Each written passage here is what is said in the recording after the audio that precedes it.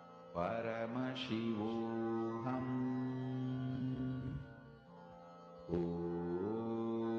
Nithyananda Paramashivoham. Om Nithyananda Paramashivoham. Om Nithyananda Paramashivoham. Om Nithyananda Paramashivoham. Om Nithyananda Paramashivoham. Om Nithyananda Paramashivoham. Om Nithyananda Paramashivoham. Om Nithyananda Paramashivoham. Om Nithyananda Paramashivoham. Om Nithyananda Please relax. I Paramashivoham. hope all of you have finished. How many of you manifested? How many of you actually saw? How many of you actually saw that this person is sitting here?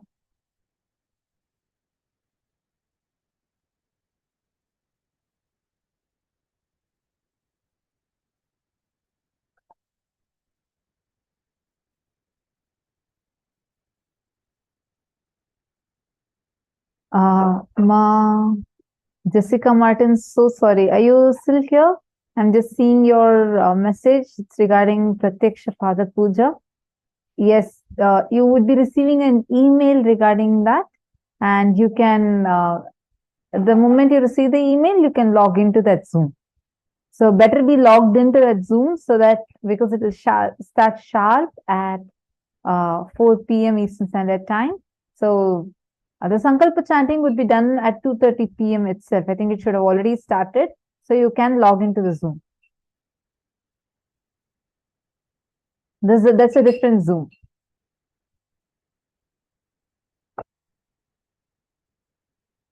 Okay, come on. Each of you quickly check with your partners and kindly let us know who all have manifested.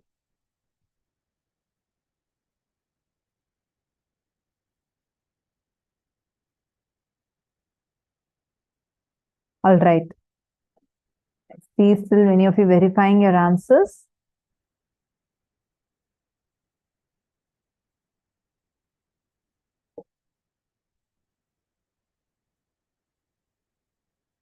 In male side, I request all of you to please do have your partners and do the power manifestation properly.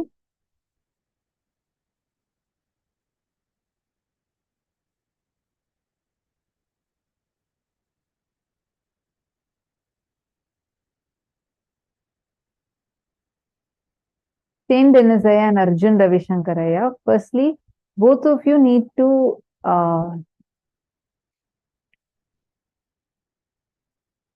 sit intensely, connect with Swamiji. You will be able to see much clearly. I remember once I was talking to one of my friends, and that time he was just starting with the power of seeing through third eye with our eyes closed. That was only power, and the whole Gurukula was only practicing that.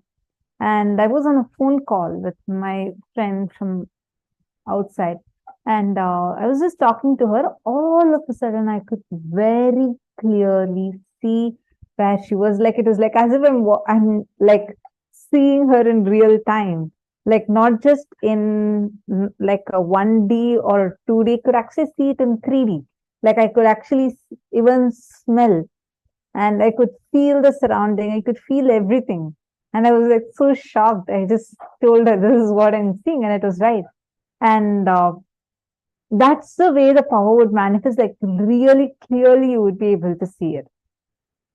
So come on, all of you, sit intensely into the manifestation. Now we are going to be entering into a very important session. I request every one of you to intensely listen to this. This session is about the 11 genders, the gender identity, and Swamiji is going to be revealing to us about that.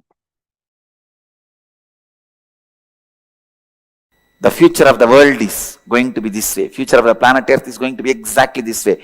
Once you become 18, now you have the freedom to choose which country you want to live. What should be your language? What should be the field you wanted to enrich the world? And which faith you wanted to live? Which religion you wanted to pick up? Which gender you want to have? It is going to be very common, the gender exchange operations. Gender change operations are going to be just like a cough cold medication. It's going to be available every street. Very soon, you don't need to be bound in the gender you are born. You don't need to be bound in the religion you are born. You don't need to be bound in the country you are born. You don't need to be bound with your mother tongue. So naturally, all the people who promote love for your country, love for your religion, love for your mother tongue, love for your culture, love for your gender, they will all be outdated. Because politics thrives on constantly making you love the things which you don't need to love. Constantly generating, forcing the pseudo love. Why do you need to love a language? Tell me. Language is just for communication. Over. If you know what the other person is saying, if the other person knows what you are saying just, and he understands that it's over. Language is just for communication. Not for becoming fanatic and dying. Religion is just for enriching yourself and others, not for just killing each other. Country is what for country concept?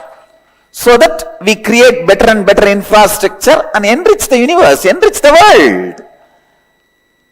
But instead, we build more and more weapons in the name of defense and kill each other.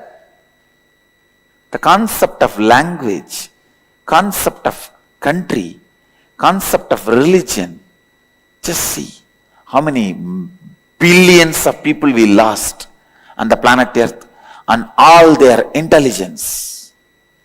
There are some religions, even while you are alive, they kill your intelligence.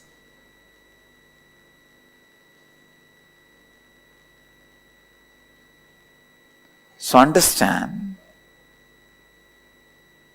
the future should be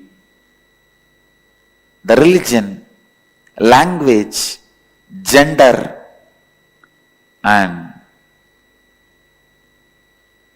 country. All these should be just openly available. We are not born to live in one corner of the world. We are citizens of the planet Earth. This can happen only by Vedic tradition.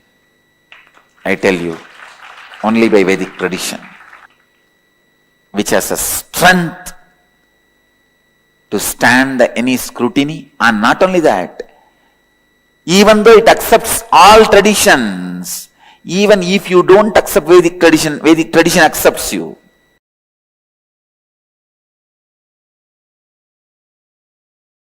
I am revealing the original truths as it is from Paramashiva. One by one, understand first thing, there are 11 genders. Second thing, you just need completion, whatever way you are, below 21. So decide not to allow anybody to explore you and do not explore other bodies till 21. Even if you have explored earlier, decide to go for intense completions. All the cognitions inspired you to explore other body or allow others to explore your body. And after exploring physical relationship, the kind of the cognitions, emotions, mood swings you are going through, pen down all of that, effects and side effects and after effects of you exploring the another body or another person exploring your body. Go through the whole thing and completely. Go for completion. In Arunachala, in Tiruvannamalai, we have a beautiful deity of Paramashiva as Ardhanareeshwara. Fortunately, the exact replica of the deity is made and installed in Paschima KAILASA, Los Angeles Adhinam. I want regular worship to happen for that Ardhanareeshwara deity in Paschima KAILASA. If you are in US, don't miss. Go to Paschima KAILASA to have darshan of that deity. It is done as a replica of original Ardhanareeshwara deity in Tiruvannamalai in Arunachala, who is a symbol of completion of all the gender crisis, gender problems and gender identity problems and gender crisis and everything.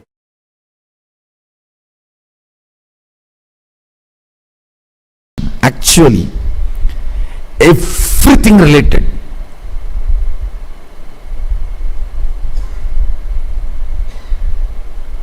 Whether problems or difficulties, understandings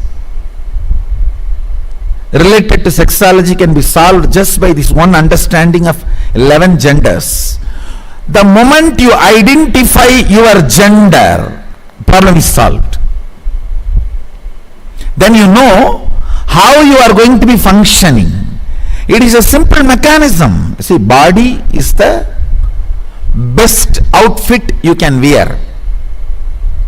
Understand this word. Body is the best outfit you can wear. The food or the pleasures your body feels is just dependent on how you feel about your body. The moment you know what is you, all struggle will stop, will drop.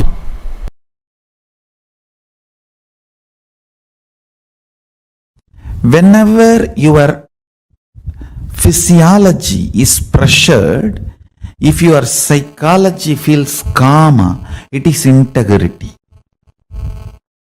You will be such a beautiful being. Whenever your physiology feels pressured and your psychology feels moha, you will just be exploitative. It will be more or less like a masturbation with another body or a rape. That's it. Understand? The reflection of Paramashiva in you, Pratyagatma Chaitanya, the individual consciousness, as a freedom to align your gender identification in the level of psychology and physiology and physical, all three. I wanted to make a statement. By your willpower, you can change your gender completely, even physically. Ramakrishna demonstrated it. Sri Ramakrishna Paramahamsa demonstrated. There was another one great yogi called Madanagopala Swami. Nadananayagi Swamigal, he used to be called.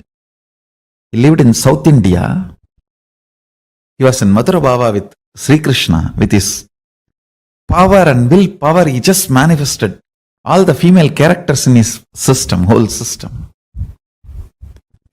Listen, first truth you need to know, there is no such thing as straight. Nobody is straight. You are just a being clothed with a body. Sexual attraction has nothing to do with the gender of the opposite person. It is the grace you feel with the opposite person. Beautifully Upanishad says, you love your husband or wife not because he is male or female, or husband or wife, he is or she is reflection of your integrity with your identity. Understand?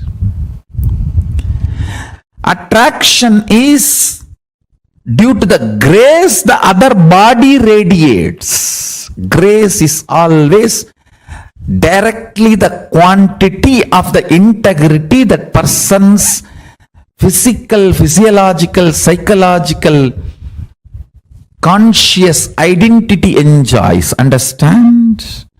The more their gender identification is integrated, more grace they will manifest. They will radiate. Grace is all about you being completely comfortable with your physical, physiological, psychological, conscious identity called Aham Pratyagatma Chaitanyam. And all attraction is towards the grace, not towards any gender, not towards any person. Please understand. Break from this mediocre idea of gender dowholing. Feel completely relieved if you are confused about your gender identity. Understand, if you are confused about gender identity, feel good about it. You are above the mediocre people. Mediocre people have decided to have false belief due to their fear of society. It is the fear of society. You deny your confusion or the identity crisis and just accept something society says and go on torture yourself for your whole life to believe what society has labeled it on you. Understand? I want you to understand first what real identity you are enjoying. What is your real gender identity? I tell you. If you integrate your gender identity, whether you are a sannyasi or a grihastha or a womanizer, you will be such graceful being. You will be such graceful being. I have seen the most graceful sannyasi and the most graceful womanizers. I have seen both. And sometimes I used to wonder how both of them radiate such grace. I realized it is not about the action. It is about the integrity and identity you feel in physical, physiological, psychological and conscious level. Most graceful celibate I have seen is Yogi Ram Surat Kumar. He is absolute brahmachari, but such grace. And the most graceful grihastha I have seen, Raghupati Yogi. He had 14 kids, but his grace is, I'll say, equivalent to Ram Surat Kumar. The most graceful women I have seen, Kuppammal, my guru. She lived with only one husband and 4 kids. All 4, such graceful beings, because the grace comes from inside completion. It is nothing to do with external action.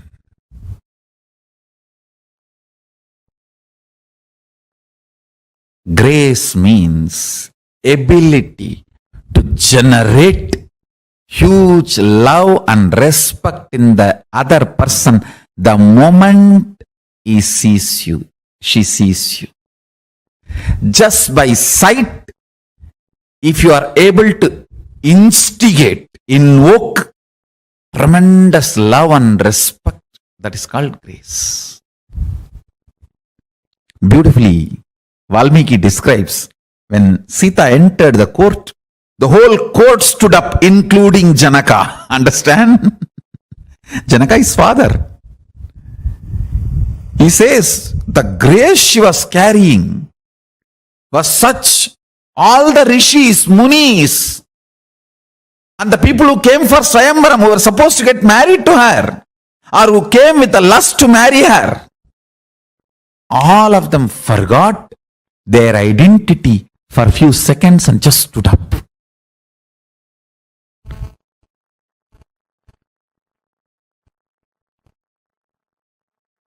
The grace she was radiating.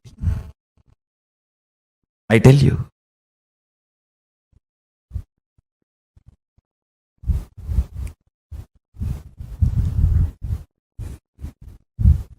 I wanted to get into the details. All the mood swing, women suffer and feeling exploited, women feel, is just because their three layers are not integrated. Physical, physiological, psychological does not feel the same gender identity. There is a mismatch. There is a confusion. That is why women feel disgraced every time they enter into a sexual act and come out.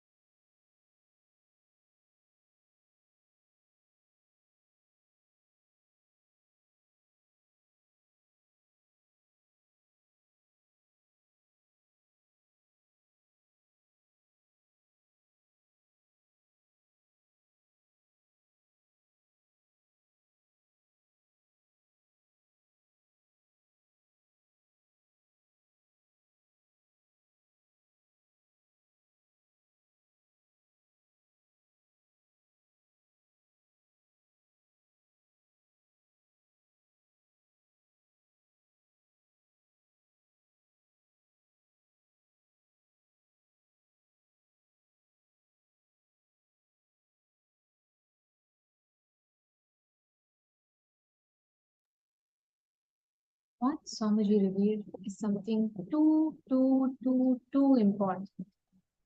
Because if we just understand this one truth, all the suffocation that society has added into us with the so-called definition of gender, we will be liberated from all those cognitions carried in us. What Swamiji revealed right now was an amazing truth. Like, I'll always feel like this is like $1 billion science. Even billions of dollars can't give you that. See, always today, if a child, young child, by what 10 or 12 itself, they start going on social media nowadays.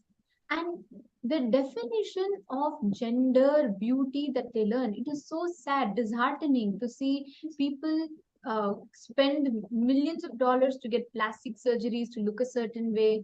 They want to be a certain way is beautiful. Like recently, I saw that there was a very, I was watching one of the interviews, and at that time I saw they were saying how in a particular country, the definition of beauty was that, women had to have a certain type of a waist, they should have certain height, their skin tone should be a certain color. These are all set by women for themselves. There's like so many standards that constantly suffocate.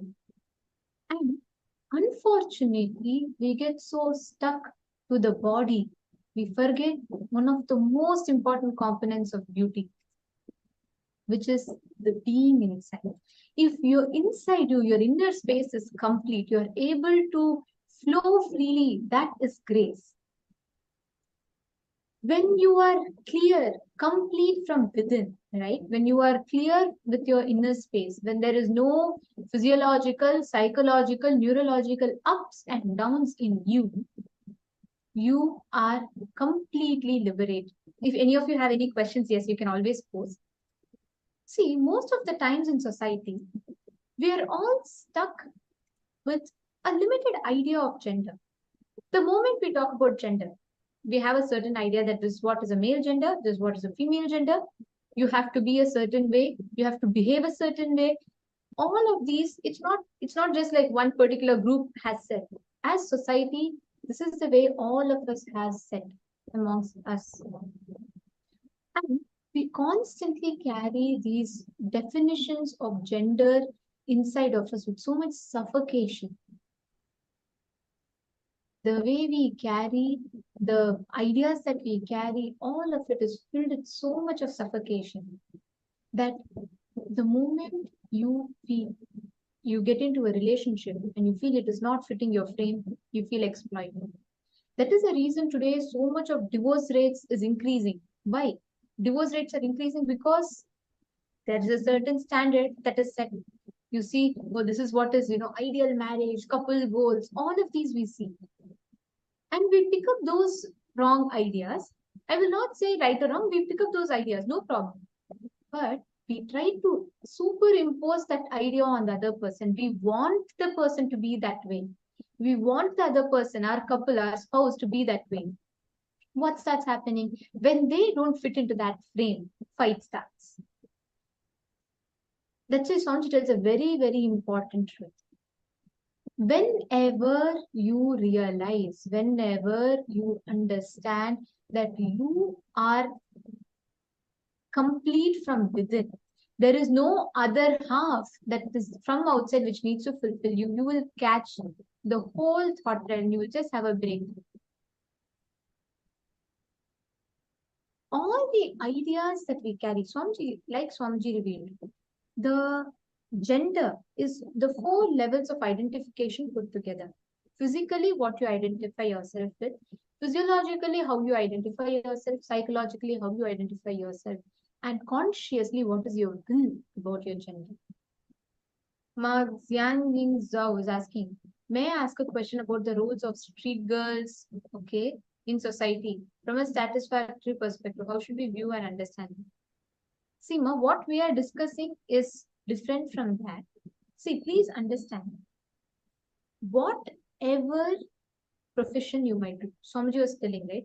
Whether you are a sannyasi or you are a womanizer, it is not, see, it's not about a particular group of people. What we're talking about is all of us, all human beings. Every one of us are having a certain suffocation, suppression inside us. Right after you are born, society teaches you, okay, you're a girl, you have to be this way, this way, this way. You're a boy, you have to be this way, this way. And imagine nowadays it's even more unfortunate. By the time the kid is 10 or 9 or 10 years, they start learning the concepts about romance from outside. They watch movies, they watch TikTok trends, they watch YouTube videos. So they start picking up, oh, this is how a boyfriend should be, this is what is relationship. And by that time, even before they hit the physical puberty, they start getting into relationships. That is the worst thing that can happen to a child because it affects their very consciousness. What happens after that? When they get into a relationship, when they hit the puberty, they start realizing that their whole hormonal ups and downs happens in them. It is very, it's very new to them, right? When they see, suddenly they feel up, suddenly they feel so much of excitement, suddenly they feel so low.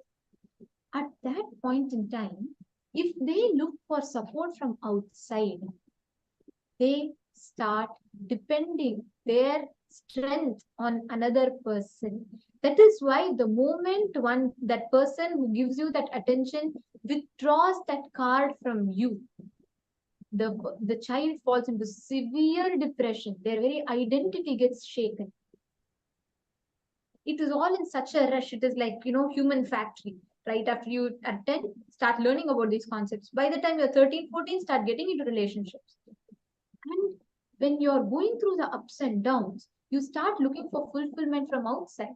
Unfortunately, even the other person is going through their ups and downs. This conflict is what leads to so-called breakups. After breakups, drug addictions, alcohol abuse, all of these happens. This is the cycle. Unfortunately, end of the day, the child will feel exploited from outside. Today, so many celebrities, all of them say, oh, when I was young, I was like this, like that, fame gave me all this. When celebrities who became too popular when they were young, you will see a particular trend in them. All of them will say this, oh God, the time I was young, I got into so many relationships, everything. And now after they grow old, they'll say, I learned my lesson now. But unfortunately, you do not need to damage your consciousness that way. The most that gets damaged is not even your body, it is your consciousness. Because inside you, there is so much of suffocation and confusion. You are just exploring your body. By the time you understand what gender your body is, what gender your conscious will prefers, and before even you can come to completion with all these permutation combinations, when you get into relationship, that's all, it's over. That's why Swami tells before 21, you should not get into any relationships. Are all of you understanding? This one thing would give you tremendous completion and a deep understanding of yourself. Arjun Ravishankaraya, you're asking what about Manusmriti's instructions about on gender responsibilities? Manusmriti is one of the most mistranslated, abused scriptures. The original Manusmriti does not demote women, does not put down women. In Manusmriti itself, there is a very clear verse in Manusmriti, Yatra naryastu pujyante ramante tatra devataha, where it says, wherever women are worshipped, all gods and goddesses live over there. It is mistranslation. See, if you see, none of us have the direct access to the original scripture. It's Max Mullerian version of the Max Mullerian version of the scripture of Manusmriti isn't available to us. Max Muller had a very clear agenda, where he was a British who had a very clear agenda to learn Sanskrit only from the context of mistranslating the scriptures so that Hindus lose confidence on themselves. Understanding? And there are certain responsibilities given. from a completely different perspective. Like when I was reading Manusmriti, so there is this part where the constitutional rights are clearly described in Manusmriti, and there's one part where they say what type of judgments must the king pass for what type of crimes. And there was a description about Varna and Jati. Fortunately, the blessings of Swamiji clearly explained to us like what is Varna, what is Jati. So I knew about it when I was reading that scripture. So when I was reading, I saw the English translation of it. I was shocked. Varna was mistranslated as color. Varna in Sanskrit has various different meanings. One of the meanings is a Varna system, where based on the consciousness you carry and the responsibility you take in the society, you are given certain role. Here it was translated as color-based racial discrimination. I was like, God, that concept never existed in Hinduism. I realized like what kind of a thing they are forcing on us, claiming falsely that it is Manusmriti. It is not. See, and there are many. Sorry, just to add to that, with so many, we do not have, unless we have a guru, an enlightened master who knows the whole thing about the scripture, who can give you the exact revelation as it is. We cannot arrive at any conclusion, because who knows, today all translations we have are from where?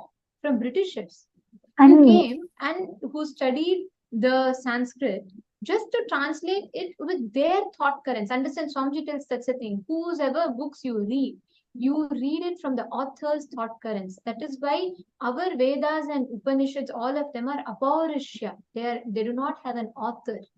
See, one important thing is Manusmriti is so like an abused scripture, literally. Where, see, how the same person, Manusmriti, where he very clearly dictates, very clearly saying that Yatra Naryastu Pujyante Ramante Tatra Devataha, means wherever women are worshipped, in those places, all the gods and goddesses exist. Wherever women are not worshipped, gods do not exist over there. In this level, when he has revealed, do you think really that he would put some policies and regulations abusing women and taking women's rights away? No. Lot of these things were added things further, later, and not from the original scripture itself. The original scripture is like, for example, if you see Sushruta Samhita, you would have definitely been aware of Sushruta Samhita, which we proudly say that how Sushruta and Charaka, they were all greatest surgeons of history, and like he was a father of plastic surgery. But where would you find his scripture? Do you know something really shocking? We don't even have access to the original scripture. The original scripture, Sushruta Samhita, is sitting in Wellcome Library in UK. We don't have access to that. If you want to access it, it can only a translation of it will be provided by that library's agents. This is a sad state of us. We need to understand that most of the scriptures, everything that we have is completely based on the thought currents of the author. And talking about the question that you had asked, Aya, I just wanted to add to that. There, of course, are certain responsibilities ordained to every gender. It is given not just in Manusmriti, even Parashara Smriti, all of these different rishis, Patanjali Yoga Sutras, each of them describes the different aspects. What a gender should do, what a particular person should do for enlightenment as an option, as a path. But the fundamental idea about gender in Hinduism is gender is a clothing on the body, and body itself is a clothing on the being. So you are not the body, and of course you're not the gender. You are beyond. That is why in Ashtavakra Gita, Rishi Ashtavakra, just an 8-year-old boy he goes to Rishi Janaka, the great king, father of Devi Sita, and he tells, when the whole court laughs at him seeing his deformed body, he laughs back even louder than all of them. Then everyone is shocked and they're asking, why, what happened? Then he says, I feel so bad for you all. You're all stuck looking at just this body. You can't even recognize the consciousness within me, how it is. You can't even see the effulgence of my consciousness. That was a kind of conversations that our rishis had. And after that, Ashtavakra delivers the whole Ashtavakra Gita to Janaka. That is our fundamental thought currents in Hinduism is so beautiful. You are not limited. Krishna declares in Bhagavad Gita, right? Who you are is the being. Nainam chindanti shastrani, nainam dahati pavakaha. Neither it can be slain by sword, it cannot be wet by the water, it can't be dried by the wind, it can't be burnt by the fire. All the thought currents given in our Shastras about who we are is not that you are the body, it is the consciousness in you that is empowered. That is what is important. Gender, see, it's like this. It's like if you become a teacher, you have certain responsibilities. If you become a doctor, you have a certain responsibilities. Like that, if you are a female or a male or any of the 11 genders, each gender has their respective responsibilities ordained in our scriptures for the path of enlightenment. And that is definitely given. But you are not confined as a particular gender. So just and we need to also understand these things in a much deeper context. Like in every example, actually this is like a topic we can keep discussing more and more about the way Swamiji has revealed to us about it. Like we keep finding more and more of the. Sorry, just a moment. Are all of you able to hear me? Yes.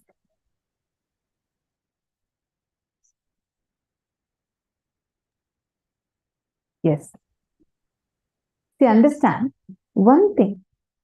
Scriptures have to be really understood so deeply because we need to understand it from the multidimensional logic. Our binary logic cannot cognize it clearly because otherwise we will only be translating Varna as racial discrimination, which never existed in Hinduism. Never. Because you will see all gods and goddesses are portrayed. Like, for example, who's Krishna? Krishna is portrayed as he's as dark as the night sky and portrayed as one of the most beautiful gods.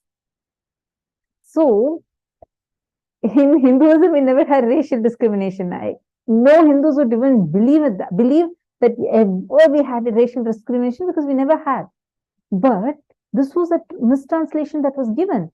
So understand, everything that we are learning, the way the person who's mistranslating to you is based on from his cognition, he's translating it to you.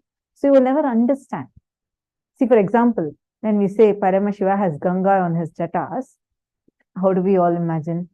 Ganga, at least the pictures that show us, it shows as if Ganga is just flying, like just flowing away from Paramashiva, like that. She's flowing. That's how we see in the pictures. Swamiji described. How will she leave Paramashiva? Like, how will she just miss that opportunity to touch Paramashiva? She'll flow all over Paramashiva. So the way we visualize and the way we imagine things are not the way it is actually. So if you want the right thing to learn and understand, the best thing you can do is learn directly from the source. That's why Swamiji gives Shastra Pramana for every single thing. Every single thing that we learn, Swamiji clearly gives us the scriptural reference for it as to why are you learning this? The understanding you carry about yourself. It's not just for you to feel good about you, but to have the powerfulness about you.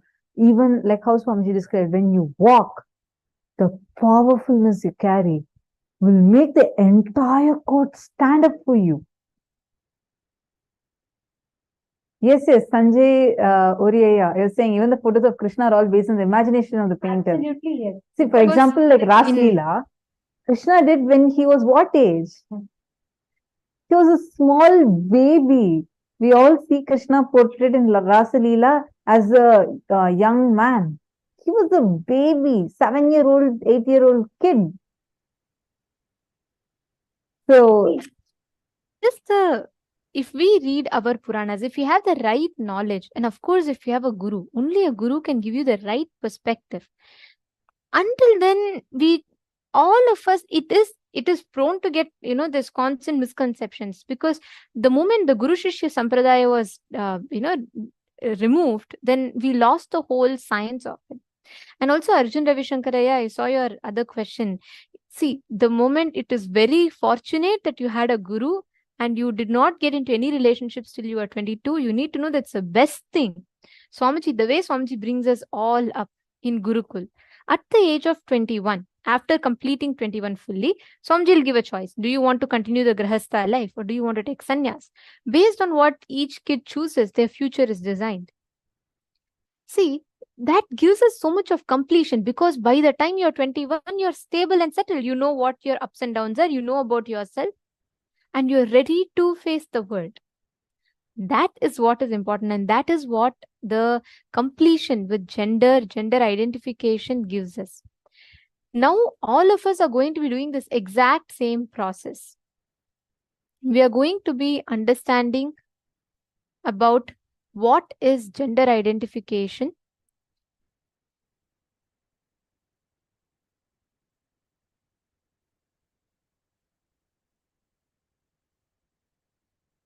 Like Swamiji revealed, there are 4 components of gender in us.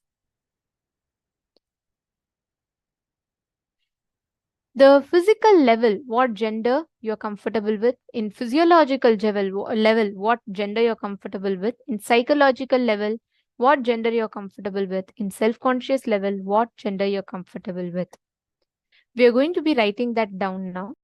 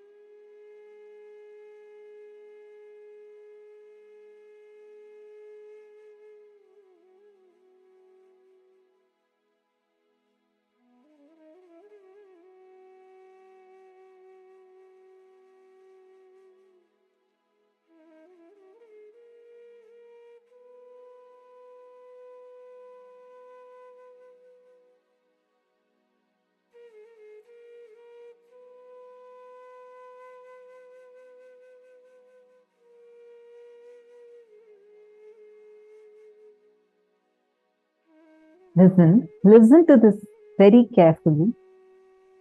We are going to do a very important exercise. This is going to be a 2-step exercise. We are going to be first understanding about the gender identity that you carry. Make a list of all your cognitions in each of the 4 levels. How do you cognize you? What are your ideas, the judgment that you have about one? your physical body. Don't try to conclude you're this gender, that gender. Whatever cognitions you have, you feel that you're a male, you feel that you're a female, you can write that. And you have certain judgments about you. Like, for example, oh, my body is not really looking very feminine. I'm just giving an example. So if you have that as a cognition, write that. Or you feel that you look very pretty, write that. The cognitions you carry about one, in your physical body.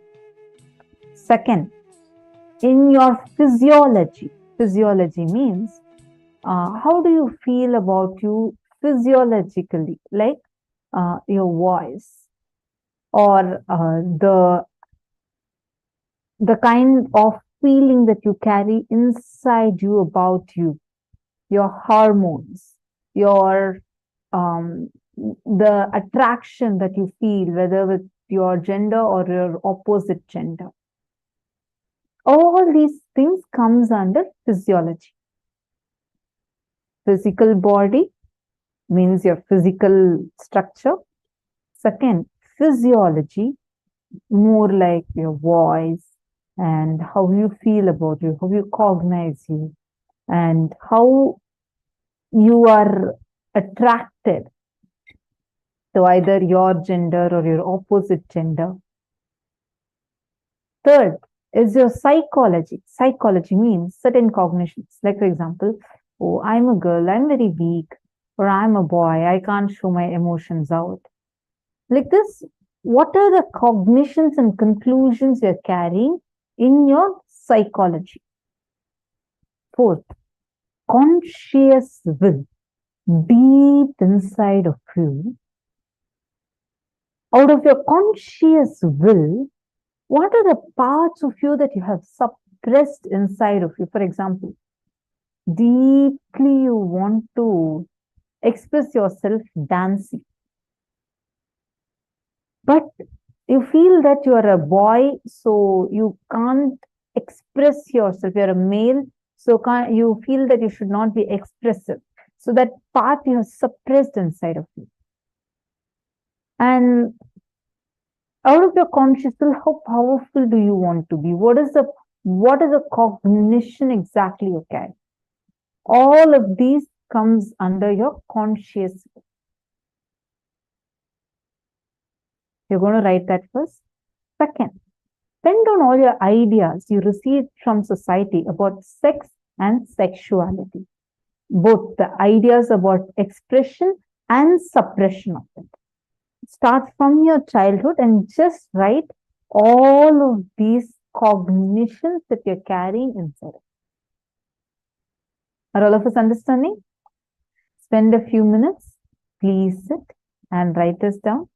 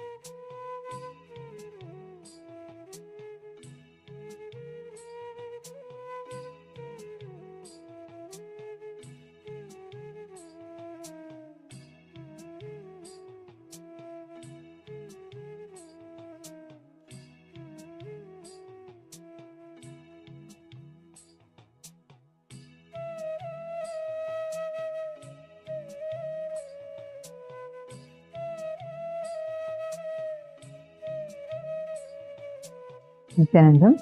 Hope all of you were able to write it. Oh, what is the difference between physical body and physiological? See, physical body means your physical structure. For example, okay, how is your body looking like? Or sometimes you don't like how your face looks like, or any physical features. All that comes under your body. Physical. Physiological is like your voice, where it is there, but it is not like a gross visible thing for you, or how the effect of your hormones upon you, or the attraction that you have, whether towards your own gender or the opposite gender, both internal and external. Both of these will come under physiology. Clear, Aya? So I just noticed your question. Anyone else has this doubt? Okay, Xiang and Zhao was asking, dear teacher, may I ask a question about the rules? Oh, okay. I think that was answered already. Any other question? If any of you have asked, please let us know. If any of you have any questions, please post it here. Just post it clearly as question and put it here. So understand, first all of you have finished the steps, because we are going to be moving to the next one. Now listen carefully. This part that we are going to write is also very, very, very important part. We're now going to be writing the next level exercise.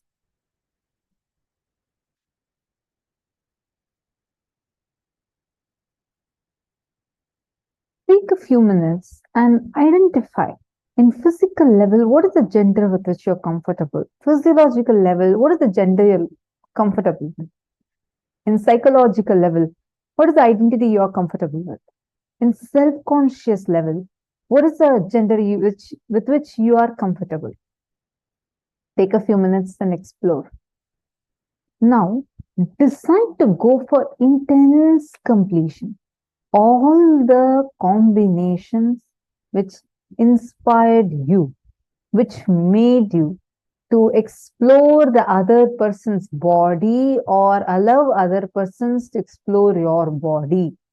And after exploring the physical relationship, please write what happened before the age of 21. If you have any situations before the age of 21, please sit and write that. And after exploring the physical relationship, the kind of cognitions and emotions, mood swings you are going through, all the effects, side effects, after effects of you exploring the other person's body or another person exploring your body, go through the whole thing and complete. Please sit and first write down what is the kind of impact that had upon you and the effects, side effects, after effects of it. Please take a few minutes and please sit and pen them down in detail. Please do not post it anywhere. This is for you. Kindly spend a few minutes, decide to go for intense completion and write it down clearly. Are all of us understanding? Great. Let's start the step now. Please start writing down now.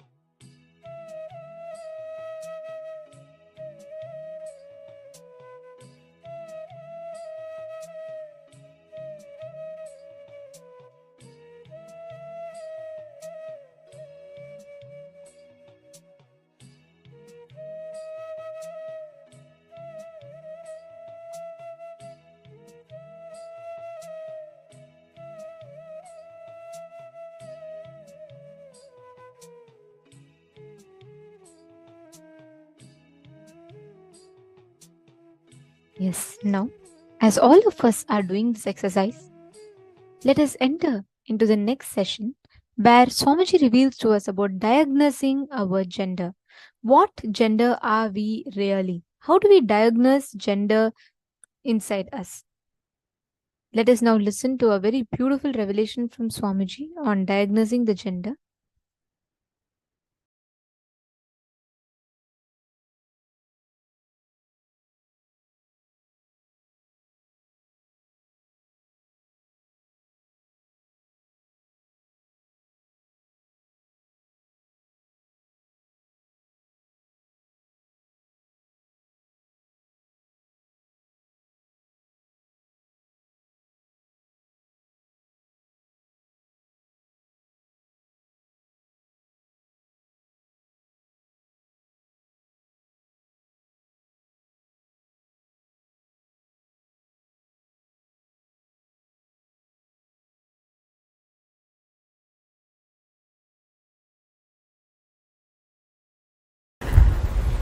Some of the most powerful sacred secrets and powerful cognitions you need to know from Paramashiva about the 11 genders. 1. Gender is the totality of your identification with physical body, psychological layer, physiological existence, and your will about you. Listen. Your physical existence, your physiological existence, your psychological existence, and your identification, aham, will. In all 4 levels, how you feel the totality of all these 4 put together is your gender. And unfortunately, society does not have this elaborate true understanding because this knowledge was kept with elite. Society has only the very rough middle class mentality, mediocre understanding of 2 gender. And now they are coming up slowly only to the level of 3rd gender. But actually 11 genders exist. The various permutation combinations of your gender identification in the physical level, physiological level, psychological level, and will, aham, the individual conscious level. So understand, when Hinduism, Vedas and Agamas asks you to be a celibate till the age of 21, the purpose is for you to realize in physical level what is the gender with which you feel comfortable. In psychological level, what is the gender with which you are comfortable. In physiological level, what is the gender identity with which you are comfortable. And your conscious, self-conscious level, what is the gender with which you are comfortable. Exploring it, understand, one of the biggest problem is till 21, if you allow somebody to explore you, or if you explore somebody, you collapse into the wrong identification due to powerless cognitions, and you build a wrong gender identity. Understand? Whether you feel oversexed or undersexed, womanizer or suppressed, any powerlessness or complication in the level of sex and sexual fulfillment or sexual desires, sexual guilt, and any problem you go through with the sex fundamentally starts with gender identification. I tell you, When your gender is properly identified, all the sexual problems just melt down. 3,000 problems sexologists have created can just melt down if you just diagnose your gender. That's all, nothing else. Please understand, multiple disorders related to eating can be cured completely. Multiple disorders related to drug addictions can be cured completely just by gender identification. Do not, first thing, just say no to society and society labeling you in any gender. If you are below 21, decide not to allow anybody to physically explore you and never explore another physical body. Wait. Understand, gender identity is like a mercury. It cannot be kept even in golden pot. It can be only kept in stone vessel. Only after 21, your system becomes a stone vessel. If you are below 21, decide no question of exploring another body or letting another body to explore you. And if you are already above 21 and you feel you have allowed people to explore you or you explored other bodies, don't fall into guilt, but sit and go through every incident and go for completing it. I am telling you, you need to cognize your will, the aham, tries to play with your multiple possibility, multiple permutation combination. Sometimes it tries to be physically male and physiologically female and psychologically gay.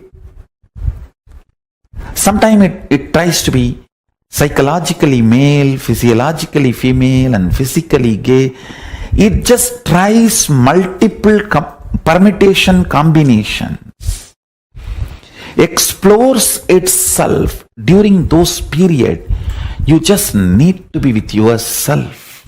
3 worst things are done to you by society. First, trying to push you into 3 or 4 genders they are recognizing, like pushing you into either male or female or lesbian or gay. That's one of the biggest crime done to you. Second, not letting you understand that they don't have the ultimate solution. They are ignorant, but trying to push their off, unverified, not time-tested, non-foolproof understandings, ideas, concepts, cognitions being pushed into you, forced to digest basic truths about life. Your gender identification, your will, when it is trying, doing all the trial and error of the gender identification, it should be given freedom. Freedom to be celibate. Understand? Society is so abusive. Only if it hooks you into the greed of sexual need. I call it grid of sex. You can continue to be exploited. The first 21 years till you find your identification and your beautiful alignment of the gender, which is the true integrity with which your physical, physiological, psychological existences feel complete. In these 11 genders, one permutation combination gives you a complete completion. Wow! The heaven experience in your body. Your 6 feet body feels heaven. That experience to happen in you, you need to explore what is the gender you are really, in which one you feel, I know me. To come to that experience, that is what I call the state of Ardhanareeshwara, Paramashiva. The state of Ardhanareeshwara. Listen. If the integrity between physical, physiological, psychological components of you is not achieved about your gender identification, whether you are oversexed or undersexed, you will be constantly struggling. If you are undersexed, you will have so much of struggle in your dreams. If you are oversexed, you will have so much of trouble in your psychology space. Understand? Whether you are aggressive or passive, if your psychology is also prepared and integrated to physiology and physical component along with hormonal pressure, you will build tremendous love and responsibility, care for the other person. End of the act will not be falling down, it will be falling into the intimacy. Every level, your gender identification matters. Understand? Whether you are a womanizer or a nymphomaniac, it doesn't matter. Whether you are a sannyasi or sannyasini, it doesn't matter. What matters is, do you feel inside your body, your integrity, your physical, physiological, psychological components, do they feel integrated about your gender identification? Understand? Your physical identification, that needs just a simple medical examination, nothing else. Physical examination, nothing else. But physiological identification, you need to look in. Whenever you feel excited, are you more in kama or moha? Understand, both of them are different. In kama, you just want to manifest the reality of you and the other person or persons involved in your life.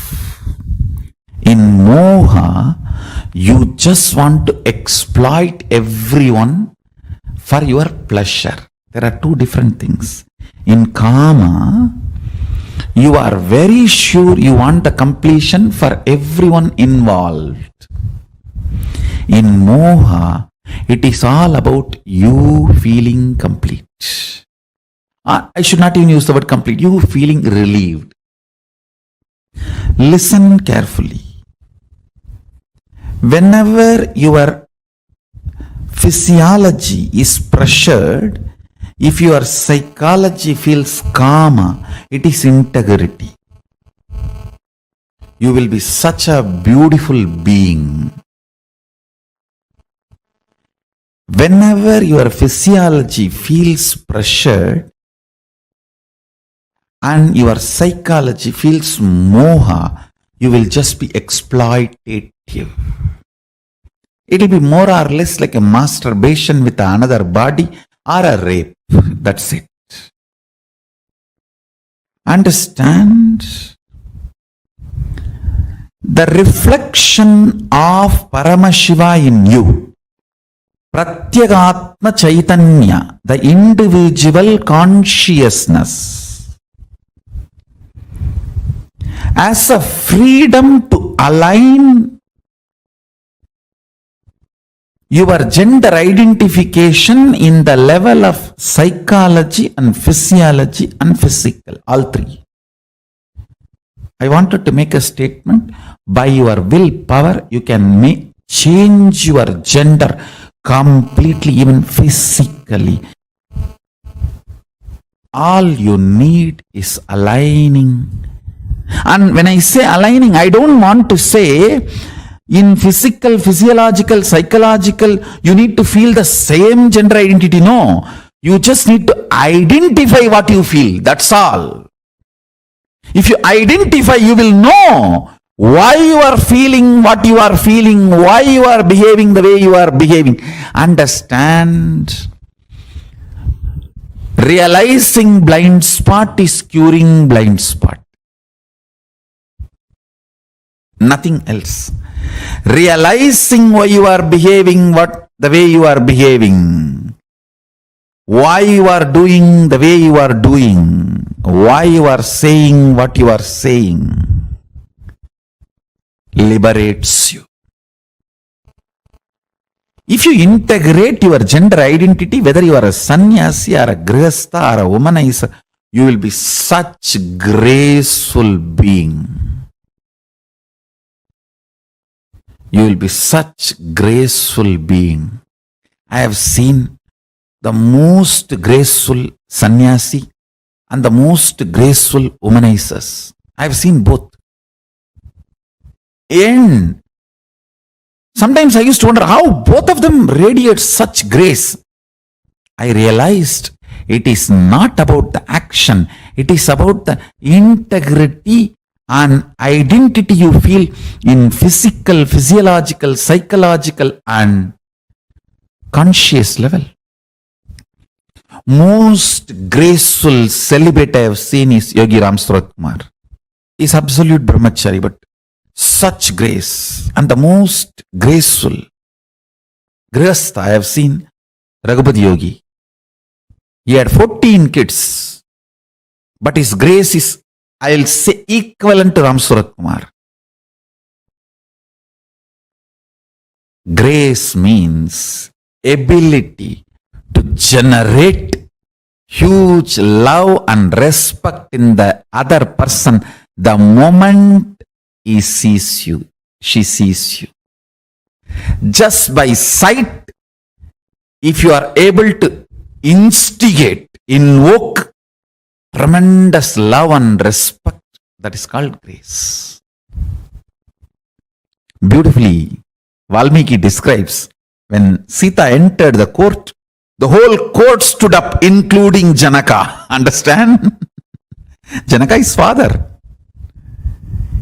He says the grace she was carrying was such, all the rishis, munis, and the people who came for Swayamvaram, who were supposed to get married to her, or who came with a lust to marry her, all of them forgot their identity for a few seconds and just stood up.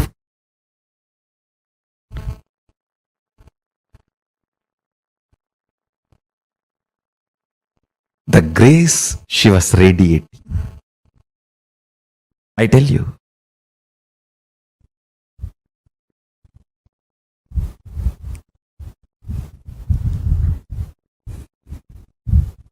I wanted to get into the details. All the mood swing women suffer and feeling exploited, women feel, is just because their three layers are not integrated. Physical, physiological, psychological does not feel the same gender identity. there is a mismatch. There is a confusion. That is why women feel disgraced every time they enter into a sexual act and come out.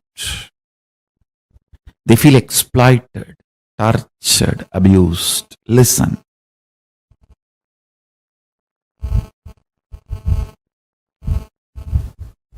All you need is aligning. And when I say aligning, I don't want to say in physical, physiological, psychological, you need to feel the same gender identity. No. You just need to identify what you feel. That's all.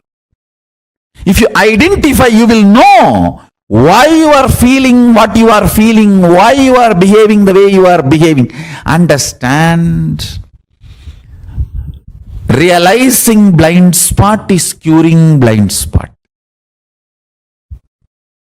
Nothing else. Realizing why you are behaving the way you are behaving, why you are doing the way you are doing, why you are saying what you are saying, liberates you.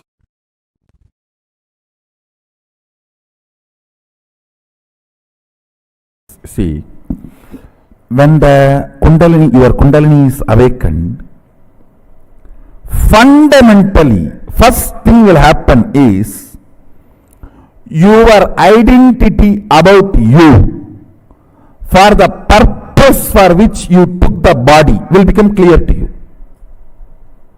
It will become clear to you.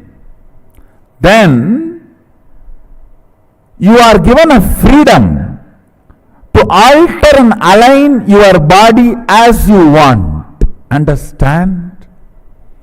Swatantra, ability to handle yourself first, then the number of choices second. In Hindu tradition, Swatantra first, choices next. If the Swatantra does not grow first, directly choices are given. Depression is life. And I wanted you guys to know,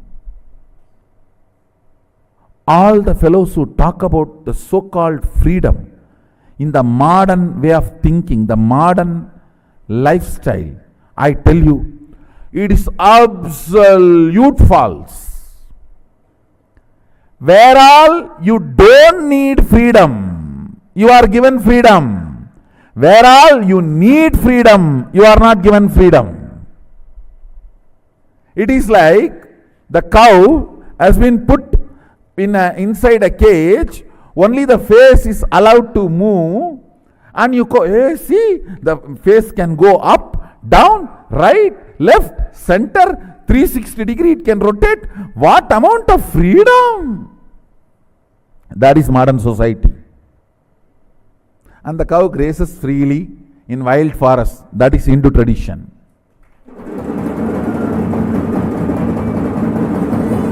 And that cow is given the intelligence what to eat and what not to eat, and even if it eats poison, it will not get into its system. Please understand, Swatantra is much, much higher than the freedom based on choices. Freedom defined by the choices, freedom defined as choices, is too low than the Swatantra defined by the Hindu tradition. Recently, I was conducting sessions for a group of people on Brahmacharya. You will be surprised. In that class question answer, almost 90% of the people say they don't feel the gender they are supposed to be feeling as their body. 90% of the people, not a joke, understand. 90% of them are saying We are not feeling the gender we are supposed to feel as per the society, the body in which we are. I think it's little more than 90. Fortunately, they are having understanding about brahmacharya as per Sadashiva's instruction. The first instruction, as I said, 9 months. No physical sexual activity and practicing completion means the power manifestation. Second instruction, every morning have neem juice, every night a black betel leaf with a little pachakarpuram, the raw camphor, a pinch of raw camphor. These two herb, if it can be programmed by the master and given, that is great. Even if that is not possible, offer it to Sadashiva's deity or Sadashiva mandala and take. This two instruction can do so much of healing, I tell you. All the toxins gets accumulated in your system because of sexual abusal. Pornography means sexual abusal done to you by you, sexual abusal done to you by others. Both accumulates toxins in your system that can be cleansed. The detoxification can happen by these two. Morning neem juice, night black betel leaf with a pinch of camphor. This can detoxify your body and reveal your original gender to you. Understand? This is what the story, Meenakshi's story says. When she saw Sadashiva, the third thus disappeared and she realized her original gender. She realized her original gender, her original identity. Till we get that, we will not know who we are. When she had the darshan of Sadashiva, the third breast disappeared and she realized her original gender. Understand?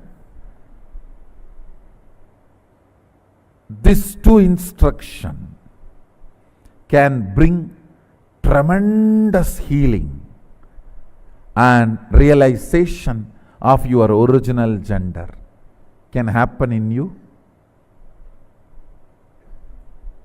That can solve almost 90% of your problems.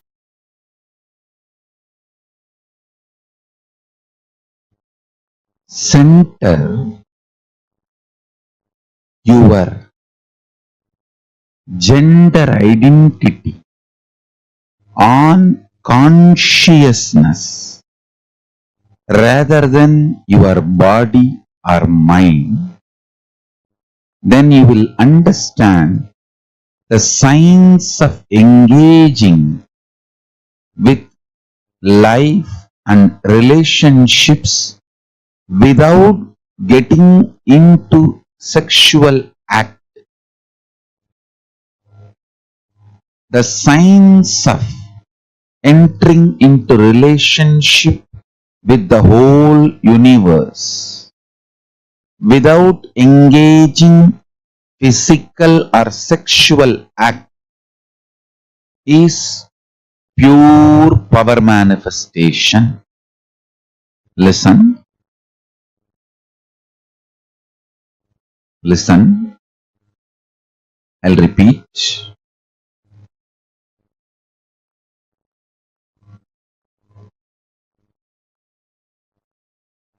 Do not take your consciousness, life for granted.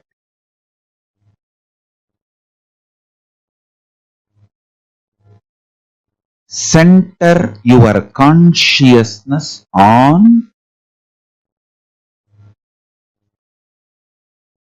Paramashiva. Center even your gender identity Understand? The science I am teaching you now is the most powerful, beautiful power manifestation science. Center even your gender identity on consciousness instead of your body. Listen, when you look in, even before you remember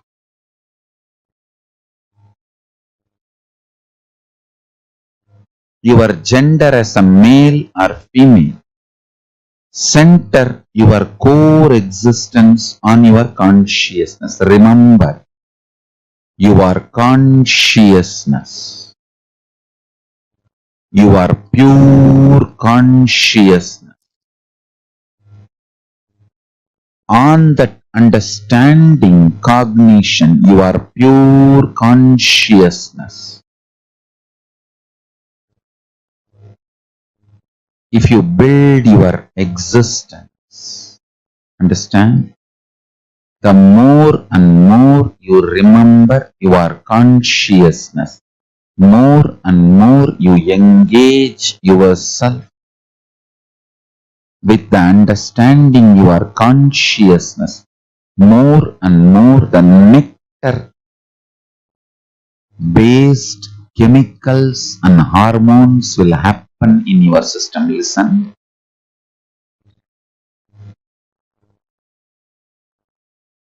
The everyday living process of your body, your inhaling, exhaling, breathing, digestion, all this can be either amritatva, nectaric, or they can be aging, growing old.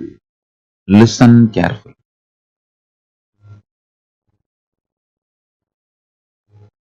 You need to understand the functioning of your body is centered on the ideas you cherish about you. The more you cherish, you are based on your body, the more you will engage with gender identities, then that leads to more and more of bondages, needs, greeds, fears. More and more you center yourself as consciousness, more and more your taste for life gets mature. Understand, when you start remembering your consciousness more and more, identity will not be based on gender. Cognizing yourself consciously, from that cognition, your consciousness, when you approach your physiology, it engages itself in the space of Paramashiva, means immortality, nectar, amritatva, all the life processes like a breathing, inhaling, exhaling, eating, digestion, all engagement with life, whatever your body goes through, everything starts happening towards immortality, being filled with amrita, nectar. Understand? When you remember your consciousness, even your gender identity is built such a way you do not seek to engage with the sexual relationship with every being you see or everything you see. Please understand. Gender identity built based on consciousness knows how to engage with every person and everything without sexual relationship, sexual activity, but able to engage. That is what I call power manifestation. Listen.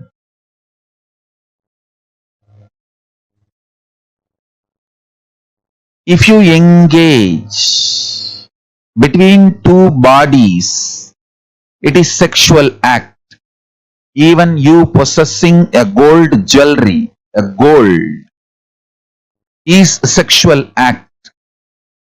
A matter working with matter always is sexual act.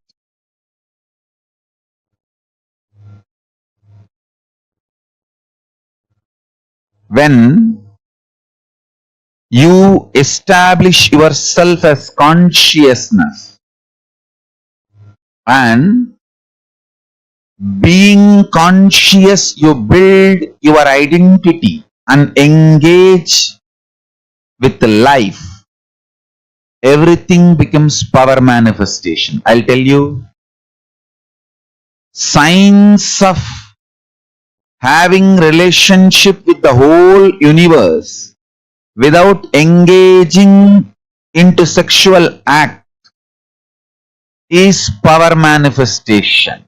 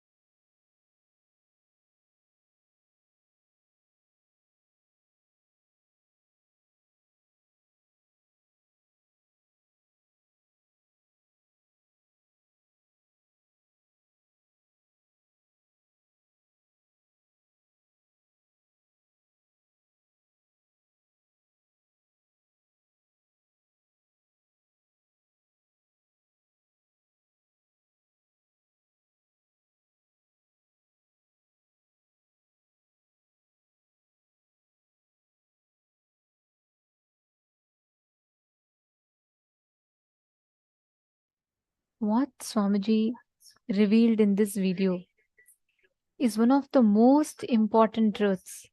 Because if we just understand this, if we just catch this one truth, right, the way we will see gender, our gender identification, everything will completely change. How was this? For how many of you this was like completely mind blowing? Can I request each of you to share?